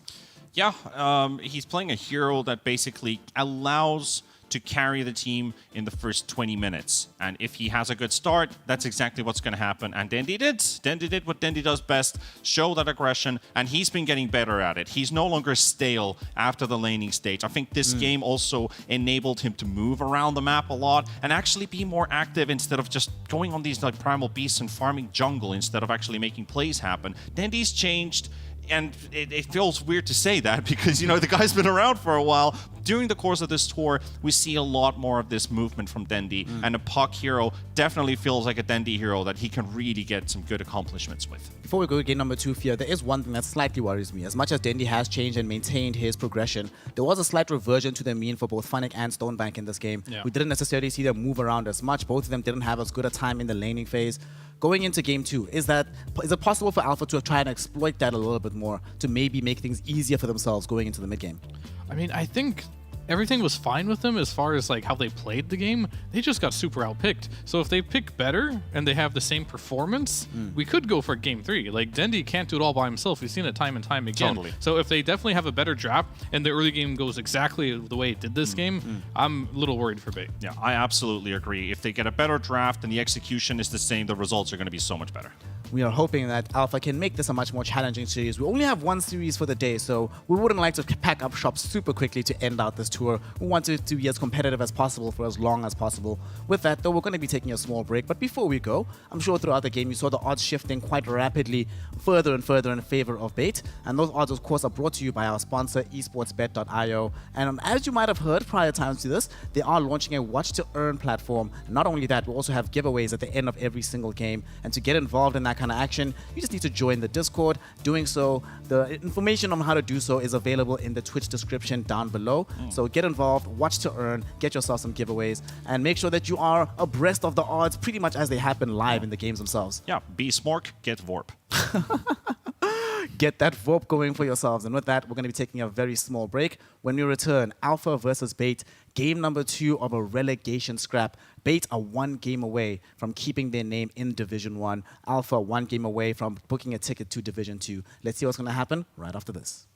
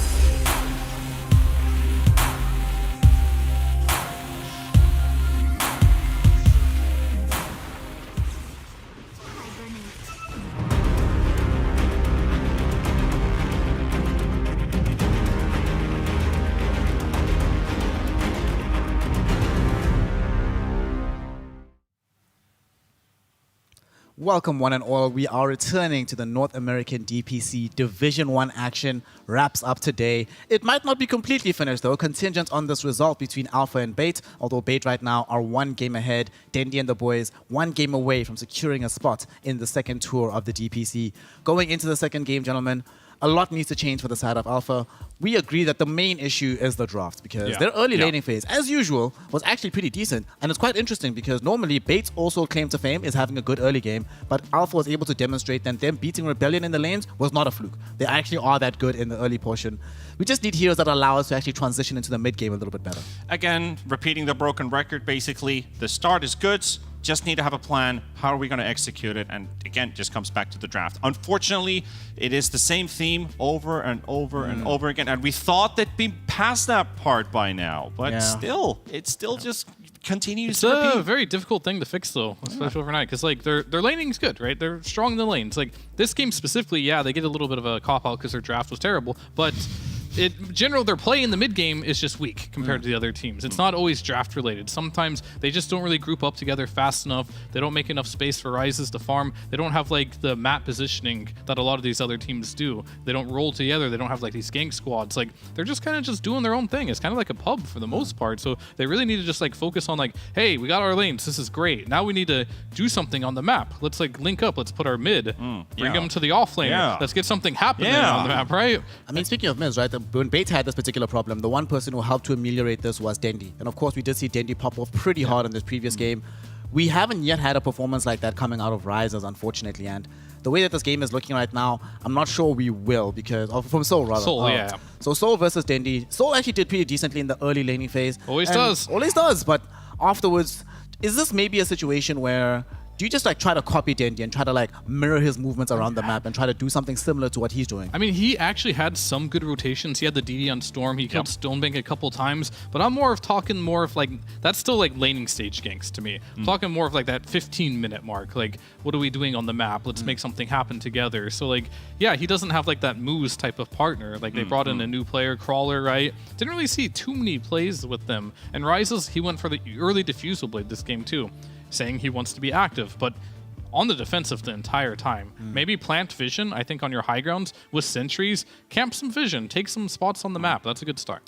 Yeah, and also think like if they just look at draft-wise ideas, if you have a Ricky against your team, that's already kind of spoiling half of the surprise basically, because he's always around somewhere picking up information. If you're going for that cheeky smoke gank play that you're thinking that you're going to pull off, the other side of the map might just be Ricky roaming in their jungle already getting information. Boys, like there's something brewing right now. They get the info, and when you have a player like you already mentioned Crawler. I think Crawler played a pretty okay, basic, tiny game in a sense, so he maybe brought a bit of a spark as well in the sense of that aggression. Just need to get more of that. I'm hoping that they maybe try and steal heroes like the Nature's Prophet. We did see a couple of the movements around the map was made easier for the side of Bait. Despite Funnek not having the most farm in the world, he can at least just show up. There's an extra body that's present right there. Do we start to maybe try and think about global strats? Your IOs. I mean, of course, we don't have Wish here. Wish actually did play the IO, but he's not going to be here today.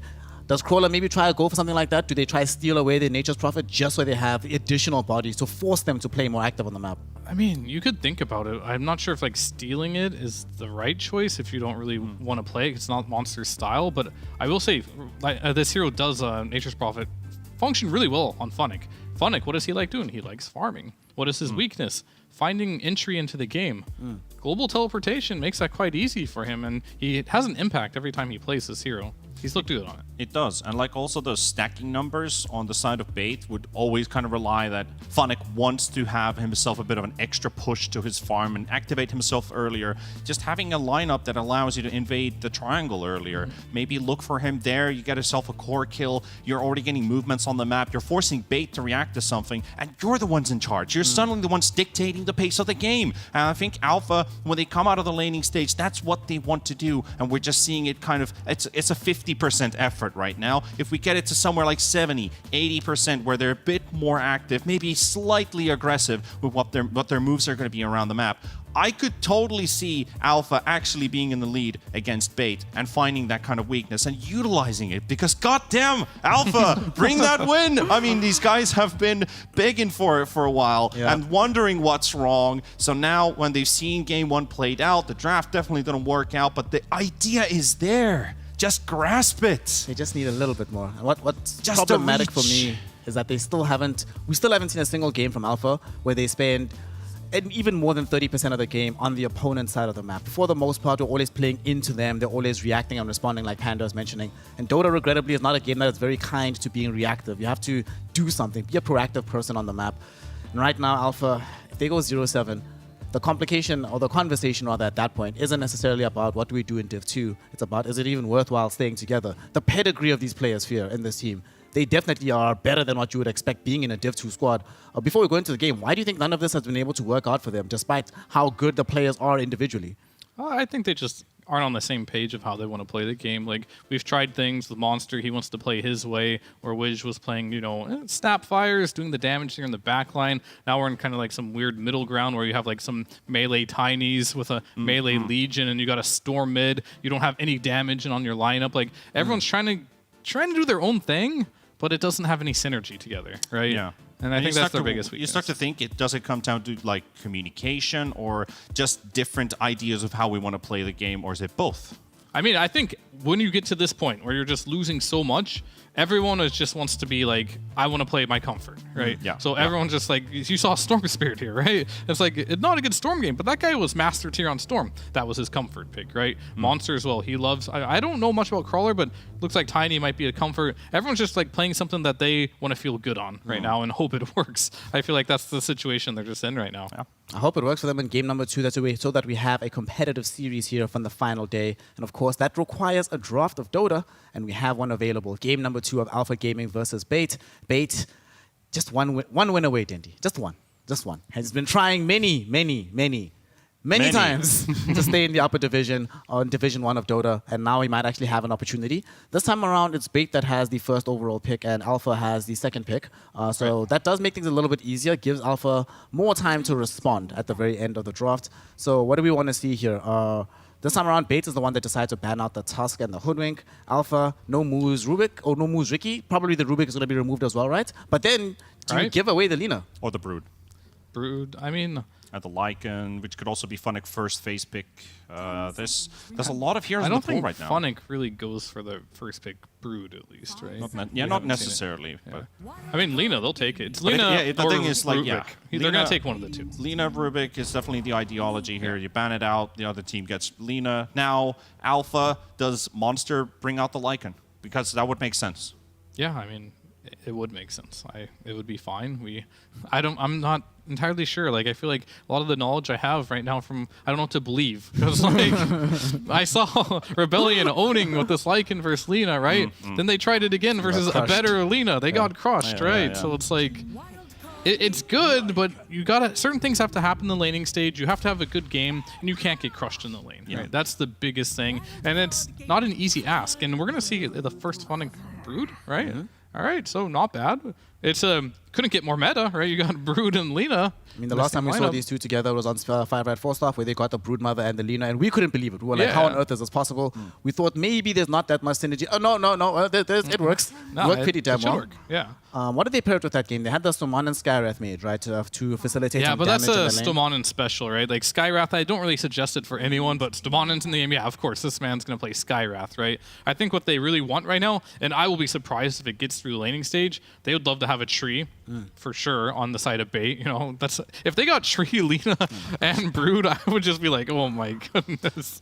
Looking at the Funnick Brood numbers, he's recently played 4 and 3 on the hero, and in 4 and 3. competitive, the last actual game, if we forget about the random league in between, is actually 2021 with Spider Pigs against him, against Spider Pigs basically. So that was an ex-West European Div 1 team back in the day, and they lost the game. And he's played a decent amount in 21. And guess when was the last time he played it before 2021? 2018? 2015. Oh, hey, Hey, so just Matt like Conumber. Dindy. All right. So, Brood, Lina, Pudge. Yeah, of course. Ain't no other option. Now you have no choice but to go for that. I mean, this also does sort of fit into his playstyle, right? Because we know he likes to farm, and at some point he likes to be left alone. Yeah. One thing I don't like, though, is that this does mean he's going to be spending a lot of time by himself, not necessarily coming to join the team. The impetus isn't as easily there as with the Nature's Prophet. So what do we want to see him do in this game to ensure that the rest of his team doesn't feel disconnected from Funnick in this game? just play Brood Mother, you know? The hero just plays itself, and like, if you want to play around your Brood, you go to your Brood, right? You don't tell your Brood to run across the map. You have your home, you have your nest. He just gets to play his own game, and it's going to be up to his team to come play with him when they're ready. Exactly. Like that's the Brood way of play. If there's a moment later on where one of your side lanes might be in trouble, then of course you might ask, okay, Brood, can you maybe swap the lane out? You know, got to focus on this half of the map. We'll take care of the rest, or just play around the Brood, or There's just a golden rule when you're playing with Brood players. Don't tell them what to do. Yeah.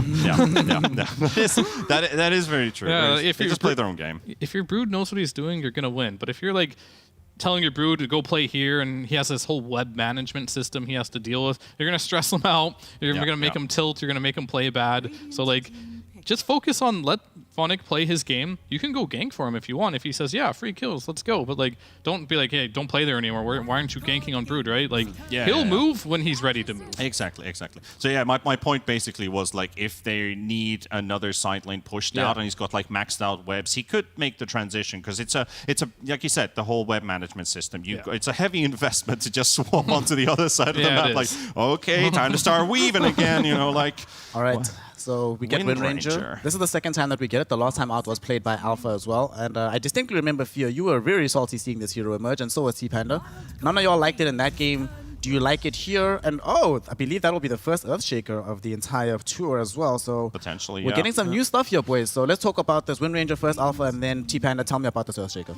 Well, the Wind Ranger is basically pretty handy against the Brood Mother. You've got yourself kind of a guaranteed lockdown if you're moving around with the spiders. So that's something that Phonic also has to pay attention to, is split the spiders for a time. Don't always micro the whole unit like as one, because if you just target the hero, it's 100% going to latch onto one of the spiderlings. Allows you to burst down this hero. And Wind Ranger is suited for one-on-ones, basically. If you take a full-on team fight, Wind will delete someone from the team fight, and then your focus fire is used. But Fear, Shaker? You like this? Yeah, Moose. This man Moose loves Shaker. Shaker. I played on a team with him. He loves this hero. And it's like probably his favorite hero. Maybe Earth Spirit Shaker. He loves playing these melee pos 4s more than anything, and he's landing with Brood. So he wants to play a hero where he can just, help a little bit, be a stun later on in the game, and then just leave him. So, like, we're going to see a lot of roaming on the Shaker. He can just get Brood's lane in a good spot here. He can collapse on mid lane very, very early with this Enchantress pickup here. And we'll see what Dendy's going to play here, but I think they really want to play on the mid lane here, as we do see an Enchantress picked up.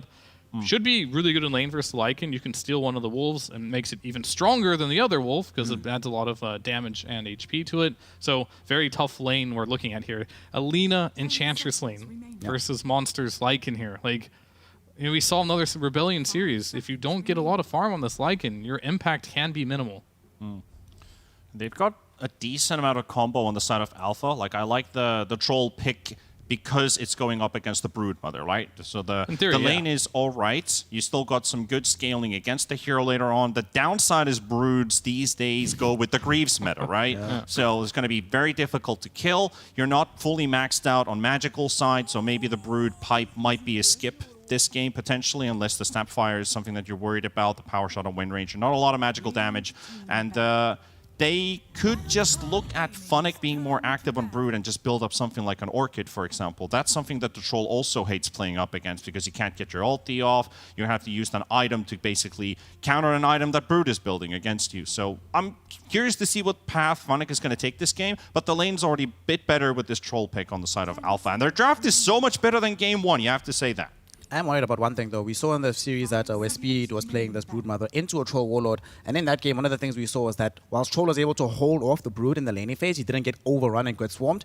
Also wasn't able to pressure and do anything to the Brood to muscle her out of the lane either. She had the same game she normally does. At some point, I think like level 5, Shtamana's like, peace out, left him alone, and we still just saw normal Brood things.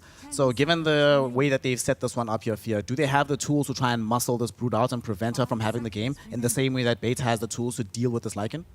I mean, this is a much different troll game. Like I said, it was a great troll game before. This game, no, not so much. I think against Alina, very hard-hitting ranged hero with a stun. Against the Brood, this is a fake matchup. Yeah, you win the early lane matchup, sure, that's great. But like the Whirling Axes don't deal with the spiders, right? So you'll press them, you won't kill them, and then Brood will chill, be like, okay, and then go back at you, and you can't do anything about it. So it's going to be definitely rough if Alpha's troll doesn't get off to a good start.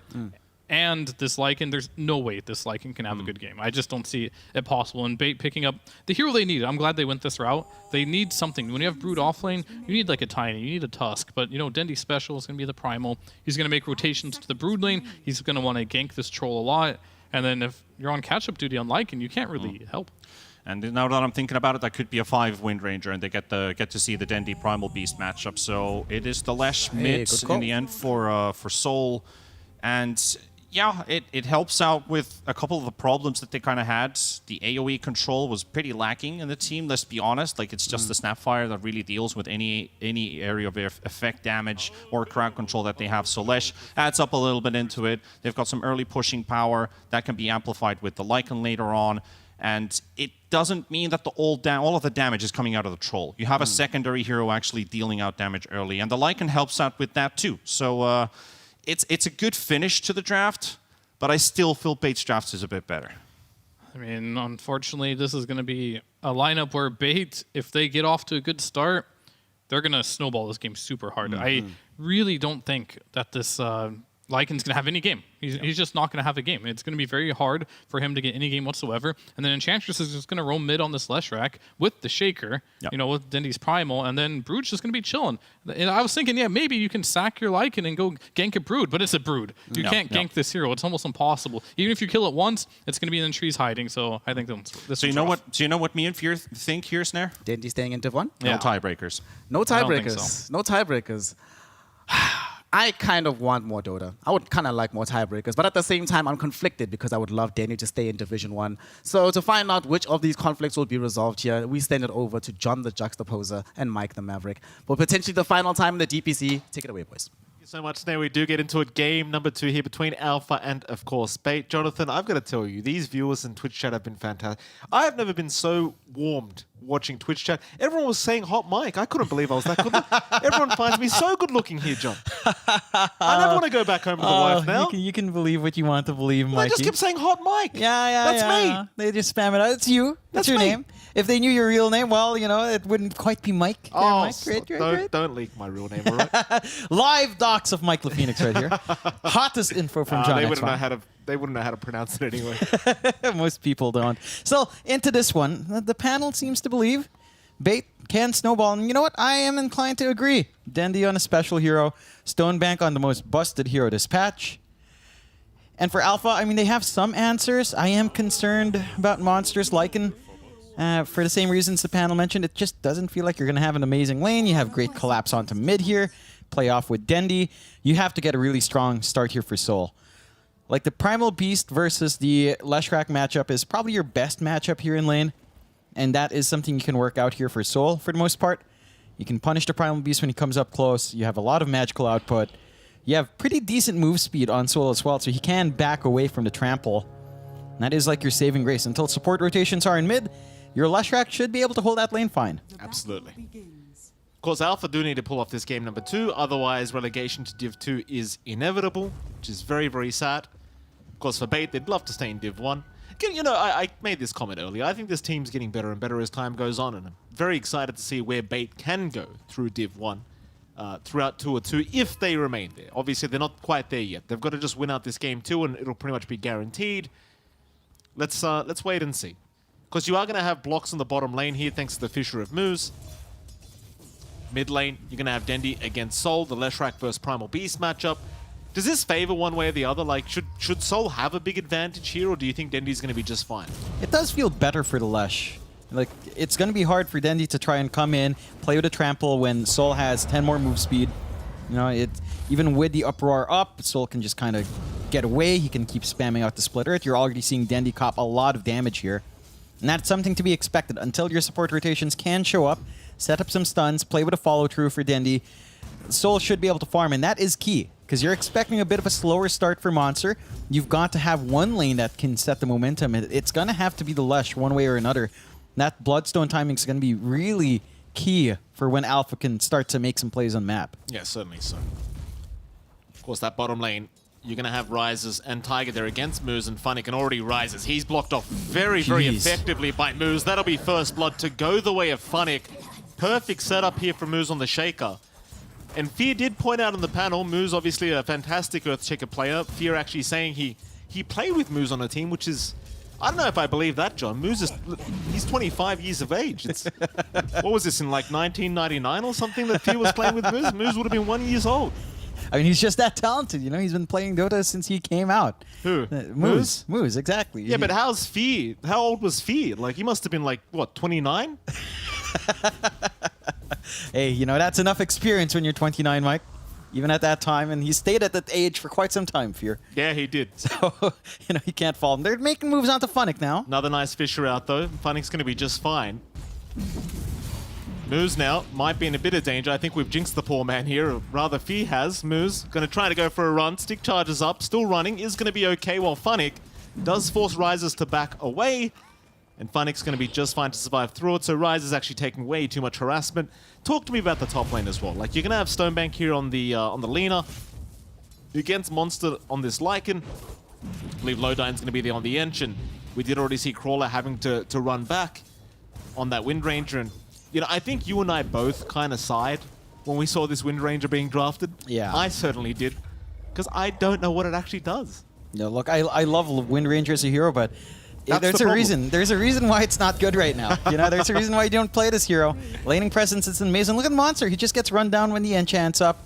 You don't have the range to deal with Stonebank. You could maybe try to poke and prod with Wind Run and Power Shot, but it's just not amazing in holding back. And Fisher. Rises. Bottom lane, Rises again in danger. Going to go for the Whirling Axes out, but Funnick still chasing. Stick charges are there, and Moose just slaps him with the totem. Rises not going to be too happy about that. That's his second death of the game. Luckily, he does have a TP up, but this bottom lane, it's been a disaster, man. And the thing is with Troll, right? Like, last game around, it was a good Troll game. Yeah. This game around, it's not a good Troll game. No, it's not. You have a lot of things to just hold you back. You've got a lot of kite. A look lot at of ways of this. just, you know, enabling Look everyone at else to Crawler. get the chasing. Yeah. Crawler can't escape. They've got Enchant up. Oh, Lowdine, he waited too long. I mean, he was waiting for the Wind Run to be popped so he can purge it off. So Crawler, he gets it at the perfect moment, right around the tree line where he's in front. Yeah, I mean, he's going to have to go reset anyway. They're trying down bot and Moose.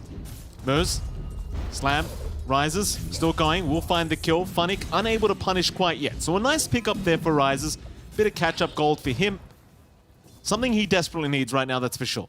That's a bit unfair. We're seeing way more roots coming out for Rises here in comparison to what we saw for Stonebank in That's game what one. I was going to say to you last game, because you're like, oh, it's 14% chance, it's not that high. But Yeah, then but now here we are. yesterday we saw Arteezy with level 1 bash 3 times in a row, and I believe that's 16%.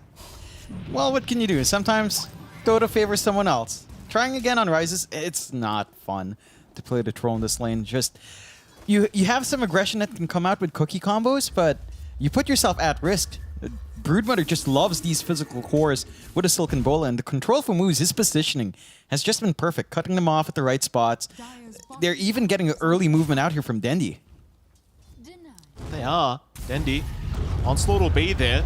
I mean, you might want the Troll Warlord more so than Tiger. In fact, Tiger's still going for a run. Fisher, not the greatest block either. Moose maybe messing up just a little bit there. Does cost him the kill, but here comes Funnick back after the Troll. Rise is going to be okay. Dendi going to have to back his way out. It's always an interesting thing as well, because you see these Primal Beasts, they always end up rotating at the level 5 mark. They never want to wait the extra creep wave for the level 6. You just know you're so strong, though, right? Like, level 3 trample, you can just melt pretty much any hero on the map. You've got the Boots of Speed up, so you can just chase them down as well. Uh-oh. Oh. Rises. I mean, they're not going to need Dendi at this rate. Tiger trying to help out. Does get a nice cookie off to stop Funnick, but he's a spider, John. He's very happy in the forest. Oh. Rises, though, nice TP location, is going to be able to barely get away. Tiger still hanging around. Moose has a Fisher back up if he wants to try, but won't do so. Thing is, Funnick's probably going to hit level 6 a lot earlier than the Troll, and once you have spawn Spiderlings up, that added kind of magic damage you're going to have going to be very effective for sure. Yeah, you can't stop it. And Dendi going on to Soul here. Got the trample. Soul's not going to try for the stun yet. Dendi wants to keep chasing. Does have Pulverize up, but just needs the mana. Now does have it. Will get Soul in the end. The damage output, not quite enough, but it won't matter. Dendi, he'll get the final right click, and that'll do the job. And that's what we were looking for. I mean, you had your supports rotate in from the side of bait. They didn't even need him. No, Dendi just hit 6.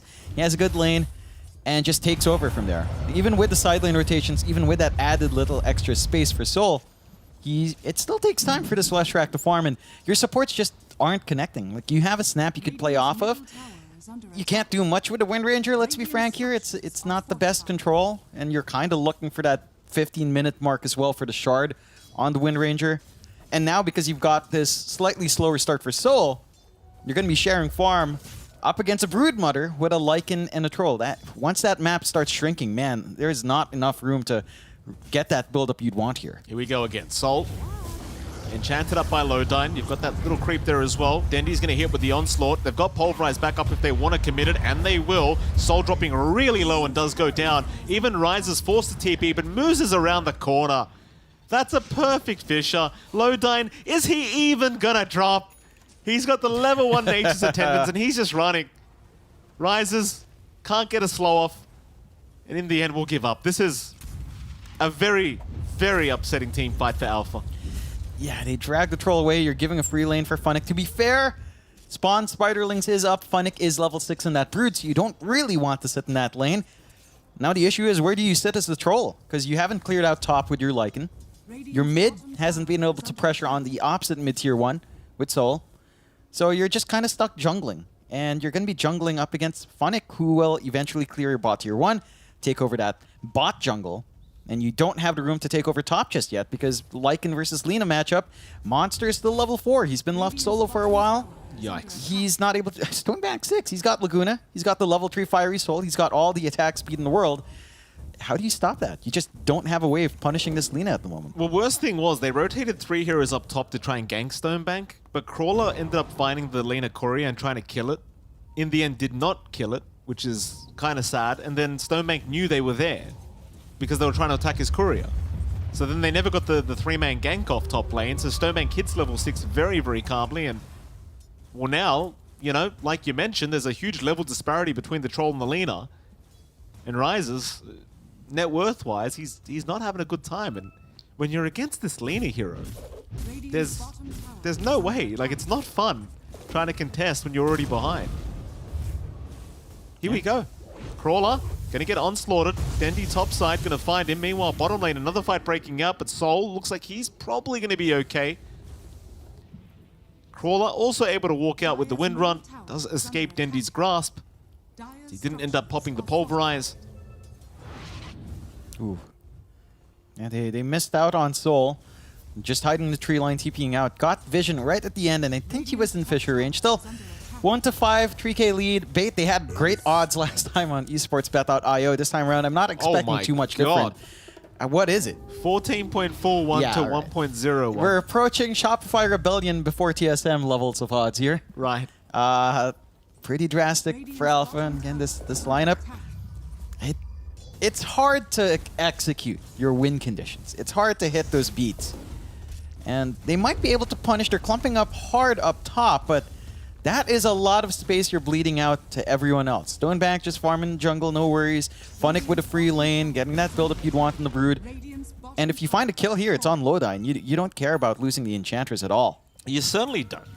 Lodine's still level 4, gonna get cookied up. Tiger does have the kisses if they need it, and in the end, Monster should have his way. Oh, they popped the kisses. Okay. Yeah. A little bit desperate, but okay. You take what you can get. I mean, but they don't have level 6 on the Ents, John. They don't need the kisses, they pop wolf form. I mean, I don't want to be that guy, but, you know, you could use the kisses for something else, surely. You don't take chances, right? Look for that kill. Dendy, I mean, they spot Rises. They do. Rise is going to be okay. We'll walk out just fine. Top tier 1 still going to go down, so Alpha, they are finding something for their trouble. 3K advantage does remain here for Bait. Problem is the mid-tier 1 tower now going to be under siege as Funnick has rotated on the Broodmother. And as we know, Jonathan, when you've got a Broodmother and a Lina, these towers, they don't tend to last very long. They'll glyph them up, but I can almost guarantee within a few seconds this tower's gone. Yeah, it's just gone. There's no defense coming out here from Alpha. Their team fight, not yet ready. Your Leshrac, not yet ready.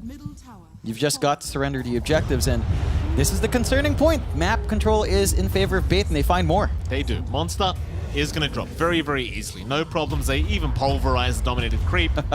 He's trying to run. Oh, he might make it out. No, nice deny. Monster gets the deny off with the Wolves. That's a bit of gold denied away. Yeah, it's a little bit. It's not the...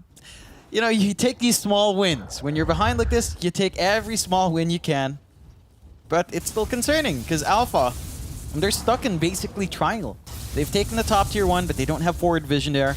Their bot jungle's infested with webs, and you would know how to deal with that as an Australian, Mike. We still haven't figured it out, John. I'll be frank. Rises. Bottom side. He's going to try and fight these spiders. There's a block out. How do you get out of this? Rises. I mean, I don't even blame the guy. He's going to try... Oh, no. Doesn't have battle trance up either. He's still trying to run. Funnick, do you want to keep the chase going? He slows him down with the Silken Bowler. Spider's still chasing him down. Moose has got a Fisher. Funnick waiting. Spawn Spiders. That'll do the job. Meanwhile, topside Monster somehow ends up going down. Lowdyne just kind of rushing in by himself. May sacrifice himself to the gods of Alpha. 3 to 8 though. 2-for-1 trade. All they find is a pos 5 for a position 3 and a pos 1. Yeah, this farm distribution coming out from Alpha, Mike, it's not looking pretty. Rises is at top for his team, but they're all 2k behind even Funnick. Stoneback, the farm distribution from Beta is perfect, and you think about the support difference as well.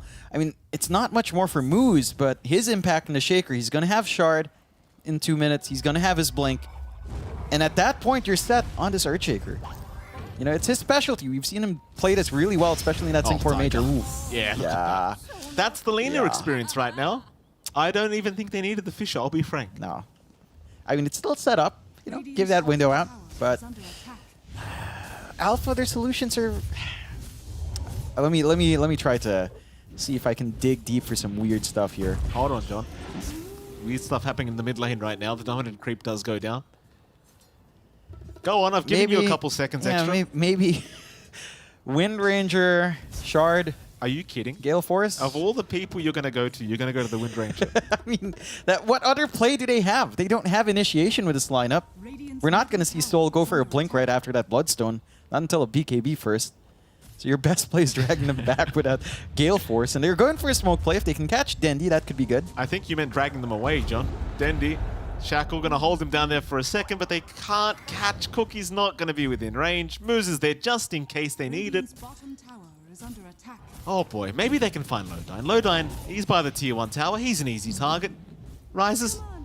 Is he? No, he's not. No, he's not. No. He's got Enchanter, rather the Untouchable now. Moose, Fisher out, does block the way for Crawler. They're just going to leave him be though. Not a big deal. Crawler will be okay. Lowdyne, chasing down Tiger. Might just force out the Cookie onto the high ground. Wards down from Tiger. Might be a little bit obvious, though, that he's placed those down. And yeah, they are. D-Ward immediately. Yep. Micro to Courier up. Full pipe up now for Funnick. So he really doesn't care for the counter in Soul. At least not for the most part. Can just survive through a couple of those blasts coming out from the Lash. And boost his survivability of the team. Side of Alpha. They're getting some farming. You don't even have the Maelstrom up yet on Rises. Soul still several parts away from full Bloodstone.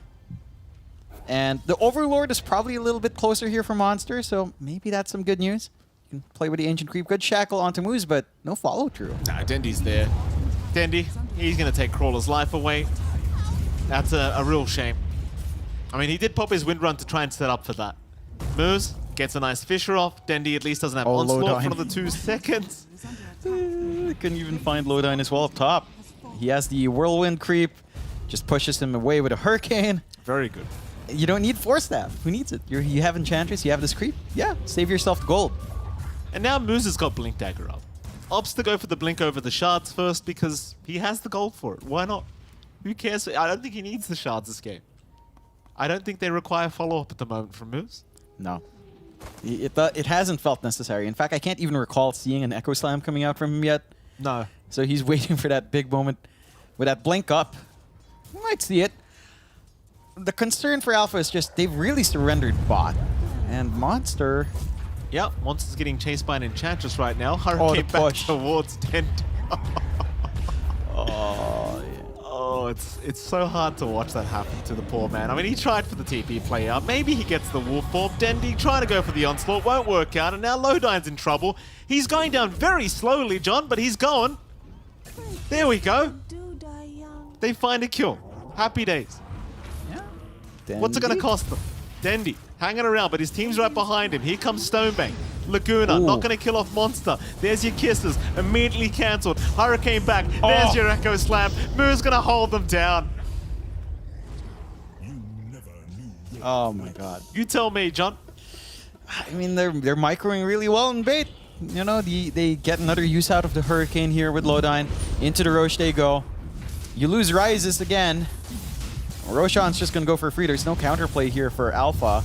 You're inching closer towards Bloodstone timing for Soul.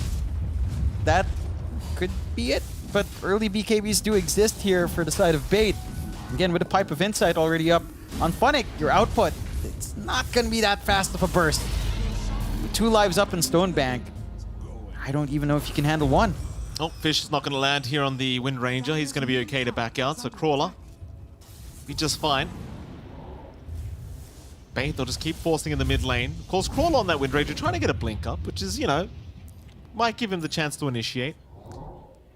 This might be a great time for me to tell you off about your Wind Ranger build-ups actually in just a moment, because Tiger's going to get chased down.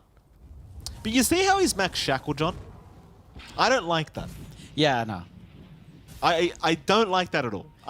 You have to max Power Shot in my opinion. As support, You don't tell me Wind Run, I'm going to get upset. Funnick, he's not going to Wind get Run, no. He's going to get chased down. Rises. Can they find him? Nice Fisher there from Mer.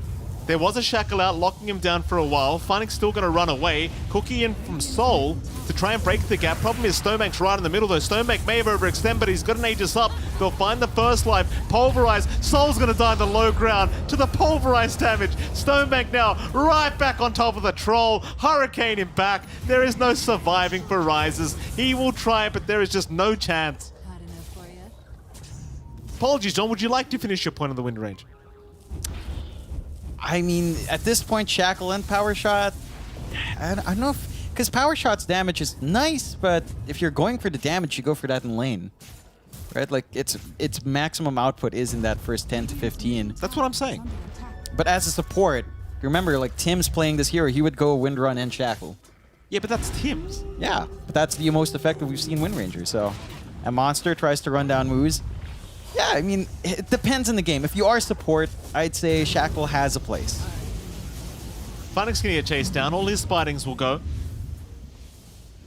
I don't even know why I'm debating Wind Ranger topics. I'm never going to pick this hero. Ever. It's a fun hero. No, it's not. It is. If you like losing, it's really fun. It's a fun hero. to Really? play. You know, if you play Dota 2 for fun, it's fun to play. Who plays Dota 2 for fun, John? Yeah, that's exactly why I don't play anymore. We have a Discord disconnection here from Rises. He'll need a second. Yeah. State of the game, though, John. 12k behind is Alpha, 4 to 16. Any copium here? Blink BKB for Soul. BKB on Rises, that's it. That's your best bet. They can stand up front. They can maybe surprise here. Shackle out. Mers, Cookie's going to be there. They've at least got the Earthshaker, but look at the damage Dendy's dealing. Tiger will drop. Soul's popped his Bloodstone preemptively. He'll be okay to back out of there. A 1-for-1, certainly in the favor of Alpha, because, you know, they need the kills right now. Dendy 9-0-1 again, still unkilled on this Primal Beast, having a perfect series so far. I believe in total, if I'm doing the math right here, John, it's currently 30 kills for Dendy with 0 deaths. Yes. 30 kills up for him. And if he can maintain that 0 deaths, I think it's the first time we'd have a full-on 0 deaths in a series. I'm trying to recall if Shopify's done that. I'm sure they have. I feel like he's died like once in a couple of their games, so not a perfect series. Rises. Being chased down.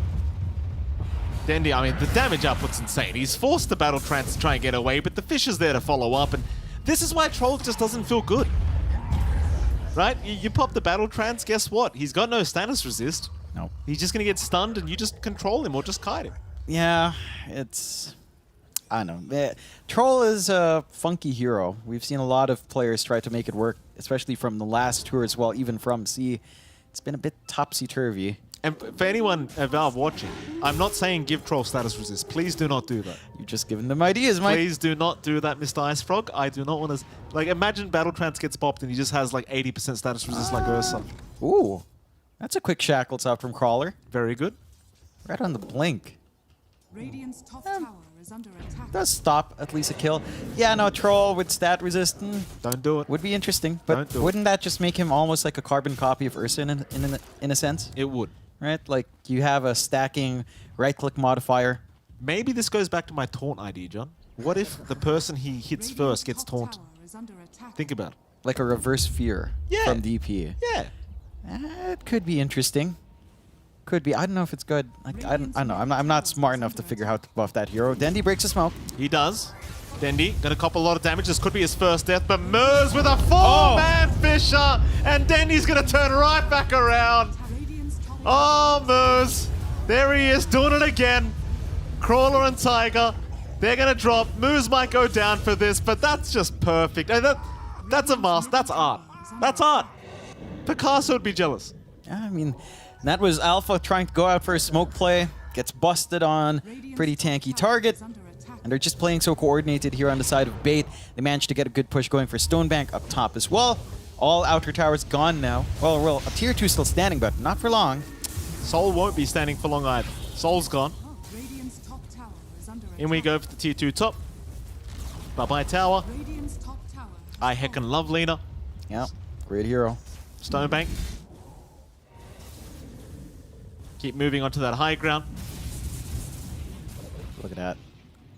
Such range, such versatility in this hero. I feel sorry for Stonebank. He didn't get a Grove Bow this game, John. That's a bit unfair.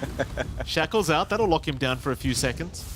Problem is they don't have the follow-up damage to actually take him out. That's a voice line. I mean, I appreciate Funnick. He's going for all the SCA voice lines. And it's like, I didn't realize he was such a cultured man, Funnick. He is. He is. He's Mr. Moonman. I will never forget that moment when he had on Reddit. I still don't understand what happened, but I'm glad it did. Yeah. I still have zero understanding of that entire episode, but no, Funnick's a fun guy.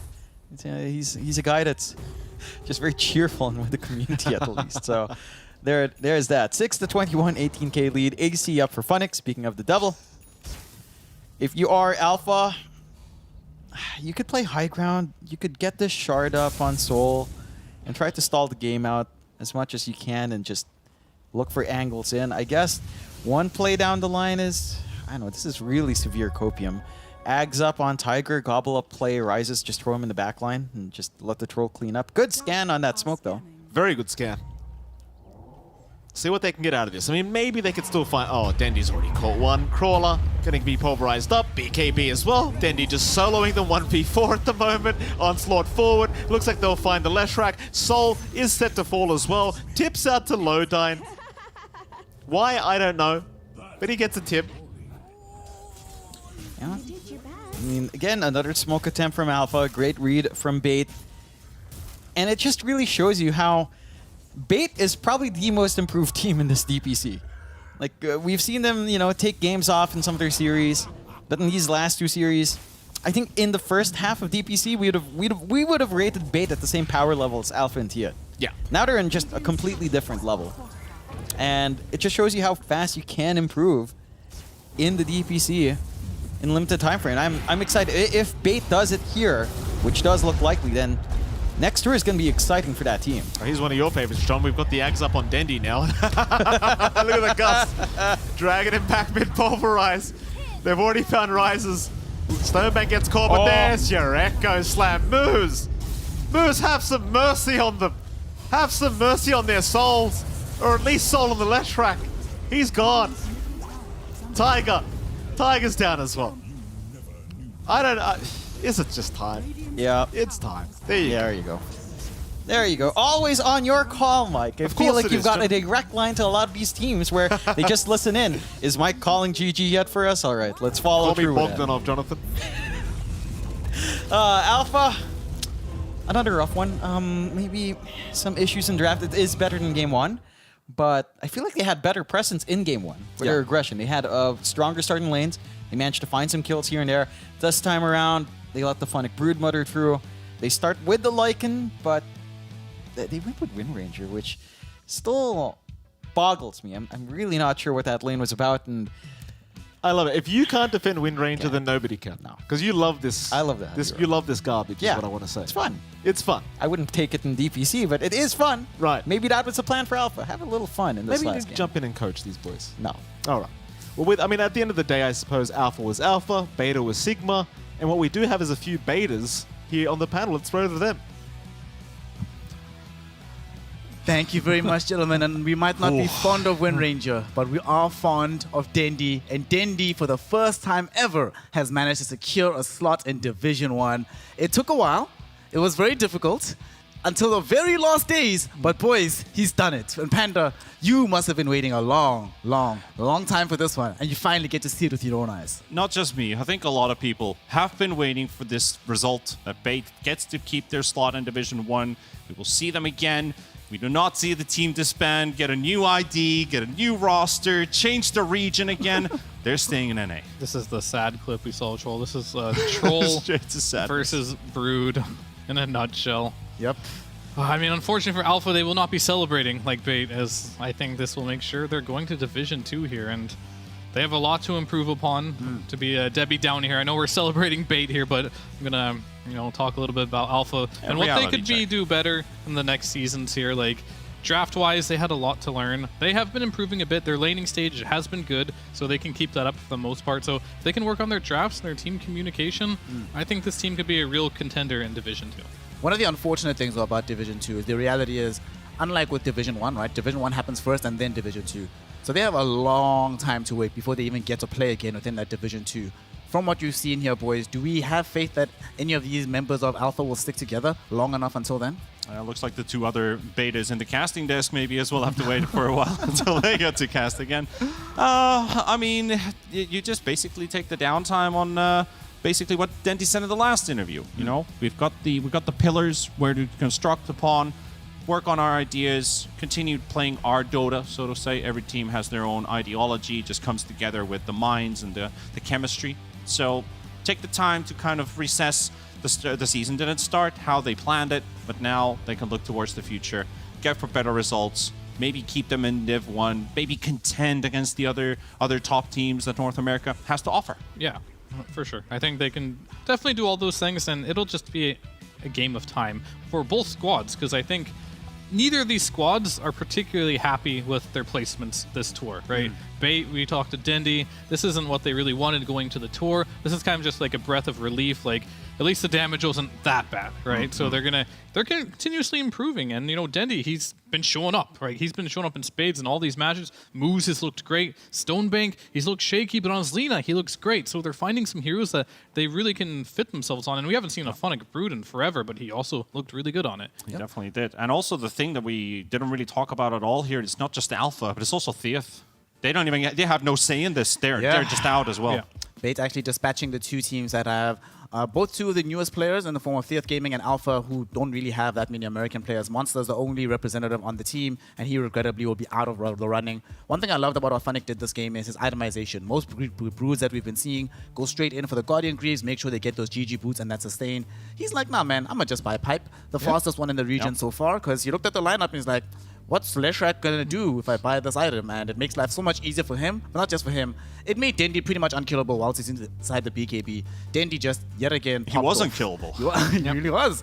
Yeah. Wait, hold on, Panda. Dendi didn't die this series. No, Dendi didn't die this series, and he hasn't died for 3 games straight at least. I'm not sure if he died 4 games straight, because I remember game 2 of the Theath series, we had 3 cores with clean sheets. And those sheets are damn silky right now. Yeah. I mean, it's happy time now. Dendi, MVP, he's been owning. He's staying in Division 1. Like, I expect much better things coming in the next tour from this squad. They've been improving a lot. And Dendi's performances, he's on the up, and you love to see it. You definitely do love to see it, and of course, this is the primal beast that we saw from him at the beginning of the tour. Wasn't necessarily working out back then. Even a couple of games here and there where they were able to eke out victories usually came from his Death Prophet rather than the primal beast. But now, showing why they had enough faith and confidence to continue picking this hero over and over and over again. He said to us, or we were told rather, that he uses this in scrims quite a lot, and we see why at long last. Congratulations to Bait. They stay in Div 1. Obviously, still a lot of improvement for them. And now that they aren't going to be going to the major, of course, they have to stay home and just practice, grind it out. there's other teams in the mix that they can reasonably practice against. I think if they had gone down into Div 2, it might have been, let's say, a Nouns or Wildcard saying, why would we want to scrim with you? Right now, I think it's probably worthwhile, right? Actually spending the time to fully understand exactly what they're doing on the side of Bait. So congratulations to Bait, but we've been talking a lot about them. Let's hear from them directly. Yesterday, we heard from Dendi, one of the partners of this dynamic duo of Dendi and Moose. Moose, good sir, congratulations on your victory. Talk to us about this. This must be very relieving for you to be able to get this W. What's the atmosphere like in the Bait camp at the moment, knowing that you've guaranteed Div 1? Hello. How you doing, guys? Hey, thank you for the good wishes. Yeah, so basically we're kind of disappointed for the results. But so right now we know that we have to improve a lot and try like even harder. So we're just kind of chilling right now, knowing what to do and hoping for the next season and see what we can do better.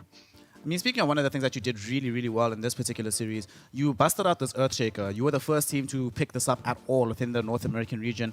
The hero also does not really utilize that much in the DPC in general. Why do you think this hero isn't picked that much? And what is it about the hero that made it so good for this game number 2? I think that is the strongest heroes right now. Like Tiny, there's plenty like 4 heroes right now that are kind of popular. So it kind of makes Shaker lower the priority. But I like the hero a lot. I'm level like almost 30. So we tried in some couple of scrims and kind of worked out. So I see the opportunity for this game because we had Brute. So I kind of can give him a lane with Earthshaker. So yeah, we went for it. We needed some stuns, some teamfight. So it kind of fit well. And also I wanted to have fun. So it's the last game I asked my drafter, just give me Shaker, man. I want to have some fun. I played Ricky already 3 times. Having fun is one of the best things ever. I mean, you have been playing quite a lot of Ricky. I'm also curious about something. You've had a pretty long career in Dota. You've been playing for a very long time at a very high level. But most of your time you've been spending playing within South America. You've only played once in North America for JStorm and then Business Associates, which was, pretty much the same roster. Can you talk to us about what communications or how the communication styles between South America are different from some of the teams you've played with now in North America? Back in the days, North America was like more professional, like I say, but right now SA has grown a lot. And it's like I always knew the skill level in SA was really high, so it's only a matter of time that you get some structure and you get some really good teams. So right now, SA is popping off, and it's probably better than in lane, not gonna lie. And I'm very proud for it, and I kind of was part of it, so I have nothing to say than good things about the SA Dota right now. It's gonna be better for the future, I think. All right, hello Moose. So first question I have for you is, how the hell did you end up on Bait? Like I first looked at, the Wikipedia page. I was like, I see 4 Ukrainians, the Eastern European org coming in. I'm like, wow. And then there's Mooses on that team. A little surprising. How did that happen? Hey man, long time no see. Yeah. So basically, yeah, I was looking at my options and I was trying to play for NA. So I was looking for a couple teams I can play. And yeah, then they contacted me and I liked the idea and I wanted to try some new things, It's I wanted to get out of my comfort zone, going to another country with some new teammates and try. I just like to get out of my comfort zone and pushes me to improve. So that's what I felt I needed to be a better player. And yeah, I've been feeling like much better as a player. I've been feeling like I have been improving in these months. So it's going good for me. I feel like I have more room for improvement. So yeah, I'm like have a lot of hopes for my future as long as I keep improving. All right. So next question is going to be, do you guys have a coach? And if you don't, do you have a coach? Will be the first question. No, we don't have a coach. We are Okay. kind of looking for one because we are a new stack, so it was kind of hard to look for a coach. So who does like the strategy, then most of the preparation, the drafting and general strategy for the team? So it's I would say between Dendi and Fanik and Lodan. Yeah, they sit and just discuss the strategies. But it's basically like everyone, We don't have a coach, so everyone has to give some info what they want to play and what can work for us. All right, so last question here is going to be like, so Shopify Rebellion, TSM, kind of swept the region here. Like, what do you think it was about these teams specifically that made them so successful, and something you can add to your gameplay to, maybe get at them next season? First of all, I think the individual level of these teams are very high. So if we wanna win, we gotta get to that level like individually. And second, I think they have a really good structure and they know the game pretty well. They have really good macros. So second of all, we need to improve on that if we wanna catch up. So that's basically what we wanna work on, in order for us to beat them. So yeah. All right, hey Moose, and congrats on your win and getting to stay in Division 1. I wanted to ask you, you talked a bit about your options, looking for a team that you wanted to play with and get with the Dendy idea. What has been the driving factor for you to play with Bait? As I said, it was like the getting out of my comfort zone. I wanted to play in a new environment so I can push myself. So it was basically that was like the main factor for me. All right, sure. Not really anything else. So to follow up on that as well, since Bait is the only team in Division 1 of North America without an American player, do you guys maybe have some different ideologies to how you approach the game? And have you maybe learned some new aspects and points of views to Dota during these last few weeks? Yeah, so it's kind of like this team is we're sharing like a lot of deals of CIS Dota and like SA Dota because I'm the one from SA, but it's basically like general knowledge. I think is we're looking at every region and see what they play, how they play, and trying to adjust to our like play style. But it's not really like a defined play style. I would say we're just gathering information from every region and seeing what worked for us. I think. All right, thank you. Something I'm also curious about, Moose, is that the fact that over the last couple of years, the results haven't necessarily been that kind for you, and nor for Dendy as well. Actually, for most of the players in the team, things haven't been working out as perfectly as they have been. How have you made sure that you still keep your motivation going into the game, that you don't fall into complacency, you don't just quit, but you keep that drive going to keep playing and improving? Yeah, thanks for the question. It's been really rough for me. I mean, at least for me, I know for Dendy, so it's hard to keep up the motivation, But I still see the goal and the player can be, and try to not like quit and keep moving forward. So I'm really happy that I'm with Dendy because he's the most positive guy, It's like he's been through a lot too, and he's like still positive. And for me, it's kind of like a little bit harder, I would say, but. I'm lucky I'm with Dendy because he's the most positive guy I could ever have, and it kind of motivates me a little bit. So it's fun to be here and to keep improving. All right, and now that you have been able to make some of the improvements and adjustments throughout the season and guarantee a spot in the next tour, what are you guys going to do to celebrate? This is a momentous occasion. Might be a disappointing one, but still, you've made a lot of progress. So do you have any plans to celebrate, or are you just going straight back into the grind? So we leave tomorrow. I think we are in Mexico right now. So we might drink some tequila for the night and keep the grind tomorrow. When you have some tequila on us as well, So Moose, thank you so much for your time. Thank you so much for the season, and we will see you in tour number 2. Congratulations on the victory tonight. Thank you. See you guys. Thank you for the interview. Good night. Thank you. Good night, sir. And that is Moose, of course. Luckier than us, he gets to drink some tequila tonight. Getting the dub, making sure that he's gotten himself and the team into Division 1 for tour number 2. Ooh, close one. Close call. Alpha is the one that's in Div 2, though. Them and Theath Gaming, unfortunately, will come out at the very bottom of our leaderboard. Things are not looking great for them at the moment in time, especially with how long they're going to have to wait before they can participate officially yet again. One of the things that I loved about what he was mentioning is making sure that they keep improving, right? And I think that's important. Whenever you get disappointing results, I mean, they did not come here to be 6th, right? When they came into this, they were like, well, we're probably aiming for at least a mid-table finish, want to be challenging the 5 rats, the wild cards, the announcers.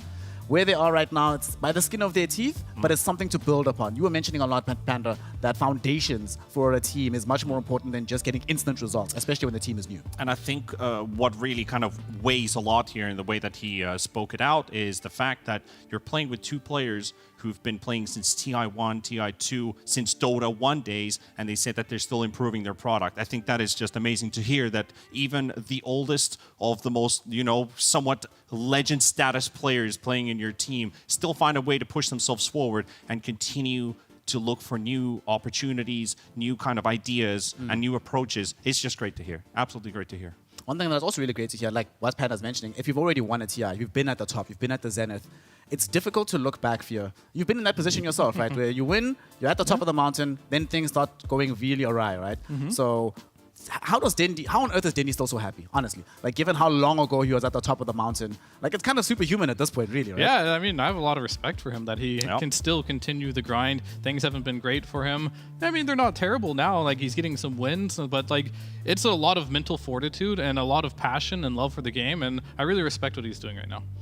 I mean, love for the game is, I think, been a constant theme throughout these weeks. Everybody who's spoken to, especially ones who've been struggling, they're like, we love the game of Dota much more so than we hate losing. And of course, now that this victory has been attained by Bait, let's take a quick look at the leaderboard to see how things have shaken up. Look at those T-Panda beautiful mentioned- numbers, the chromatic numbers. Oh, look at it. It is Lovely. beautiful. Going to school, learning how to count.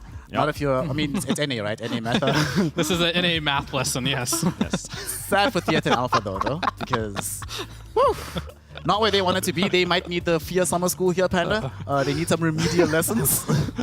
I mean, all I can say is I'm happy it ended this way. Like, the whole season just kind of built towards the final moments, and then the scoreboard looks like this. We get the redemption story for Bait. Unfortunately, not for some of the teams, but hey, it is a tournament. Someone has to drop eventually at some point. And TSM, Rebellion, going into the major, Theath and Alpha getting up to speed in Division 2. Maybe we'll see them in for 2 or 3 potentially. Who knows what's going to happen with the second division, which is up next, by the way. Yeah, the second division is coming very, very shortly. So obviously all those teams will have been witnessing the games over the last few weeks, trying to learn what the meta is and develop strategies on par with what TSM and Rebellion are doing. And Fia, one final thing before we look at our predictions, right? Because we all had our decisions coming into this. Oh, no. Oh no, right? One thing that I love about what Moose mentioned is the individual skill that the team at the top have, right? Outside of just having really good strategies, they also are amazing players mechanically on each single role. How do you get that? What do you have to do in order to get yourself to the level of a fly, let's say if you're a position 5 player? How do you learn to become a crit, a Saberlight? What are they doing in terms of their practice regimens that allows them to be that good mechanically? It's a really fine balance between playing a lot and also studying your games. Because like you can like play game after game, queue it up, go on a 15-game losing streak. A lot of people are guilty of that. But like when you lose a game, maybe stop, load up the replay, look at what you did wrong, and try to improve from it. So, but you also don't want to play too little to the point where like, you know, you're just Mr. Know-It-All, but you have no individual skill. So like you have to find a really fine balance of like playing a lot and also watching a lot. Well, the game just has to be your life. That's it. You have to be a no-lifer. You got to play Dota, and when you're not playing, you're watching Dota. Exactly. Your life revolves around the game. So that's the sacrifice we all make. It is. It's not even a sacrifice, man. You know, this is a trade we True. make well True. worth the time and effort. True. But let's take a Thank look, you, boys. Stan. That's why you're here. Thank you. Hey, here we go. Let's look. Shambles, boys. Oh, Not a single one of us got this right. Yeah. All of us were disrespecting TSM. Me and John, John actually got it wrong. I have the bottom 3 correct. Then we have Wildcard and Rats upside down. And then, of course, the only upset, because we only had one actual proper upset during the course of these 3 weeks, it means there's no counterbalance. Everyone got first place wrong. It's not Rebellion, it's TSM. I mean, Yeah. and to be fair, outside of like just the TSM, you know, and Shopify Rebellion, my top 4 is pretty on point, unlike a lot of other people here. So I'm happy knowing I know who the top teams are. But the you bottom, said Dendy's going out, though. I mean, I'm not taking any like credit for me knowing the bottom 4. You know, it's anything can happen down there. It is fine. I it's a mean, dirty game down I don't there. think anyone did worse than PTP. Yeah. PTP is the worst. I think second worst is MLP. That's why he's the observer. John and Panda, y'all are acceptable. It's okay. I think we're all in like the same bracket, right? Yeah, it's fine. I only got 2 wrong. TSM, I should have put on top. And then Alpha Theath, it's okay. I feel like they're both relegated. I It's an expected, all right, acceptable so swap. to defend myself on my 5 there on Alpha, I thought Alpha had so much potential. They have a lot of like young, talented South American, especially the supports. I thought they had a lot of good things going there. Unfortunately, I think this season, they underperformed for me. I feel like they had the talent, but they just didn't show up. Yeah, you're gonna have to defend yourself to Moose. He's in your DMs, gonna be like, mate, instead of getting relegated, what the hell's up with you? Regrettably, everybody, that brings us to the close of the North American Division 1 DPC. 3 weeks of incredible action, 2 days of incredible surprises, but nonetheless, everything has shaken out in an exciting way, which is always what we want to see in the North American region. Before we close this one out, I'm giving you all the final thoughts. T-Panda, what's your takeaway from the last 3 weeks of action? What's your favorite part as well of this last 3 weeks? North America's alive. In a way, it's still there. It's never disappeared. I think the spirit of North America still lives on in its own way. It's adapted, it's changed, but We can't neglect the region. It's still gonna be the North America for Tour 2 and for Division 2, which I'm also very excited to see. Are we gonna see some upcoming teams, some upcoming players, some fart studios, you know, stuff like that? We've got everything still open for the future. What about you, Theo? What's your primary takeaway, and which team have you seen that you really think is potentially destined for greatness that didn't necessarily make it to the major just yet? Destined for greatness. I don't think any of them are destined for greatness quite yet, but I believe In the making. 5-Rat Forstaff has a lot of potential here. I will say, though, this was probably the weakest NA I've seen in a very long time. So I am very happy coming after Div 2. I think Season 2 is going to improve the region drastically, and I think it's going to get really spicy. And I think these 5-Rat Forstaffs, we did interviews with them. They're talking about how they watch so many games. They do laning stage practice. These teams really need to step up when we need to get someone to fill Quincy Crew's like slot, like really fast if we want to have better competition here. For sure, for sure. I think the best way to go about summarizing that is that although the region is quote-unquote weaker than it's ever been in a while, it's a year of transition. At some point in time, things have to change. Change is always difficult. Change is always, it's hard to go through, but nonetheless, it's necessary if we want to see improvement. And I have no doubt that the North American region will still be great. It's still going to be amazing Dota. We're still going to have incredible new teams, new players, new organizations come out, and new strategies from the NA region. With that being said, everybody, for the last time, from myself, Snare, from getting in T-Panda, there. from Fear, and from Mike LaPhoenix and John Xfire, we say good night, goodbye. We will see you for the second tour of Division 1 action. And until then, remember, positive mental attitude, drink water, don't get salty, keep smiling, and Dota is not a sacrifice. Dota is our lives, and our lives are worth living. We'll see you then. We love you, and good night.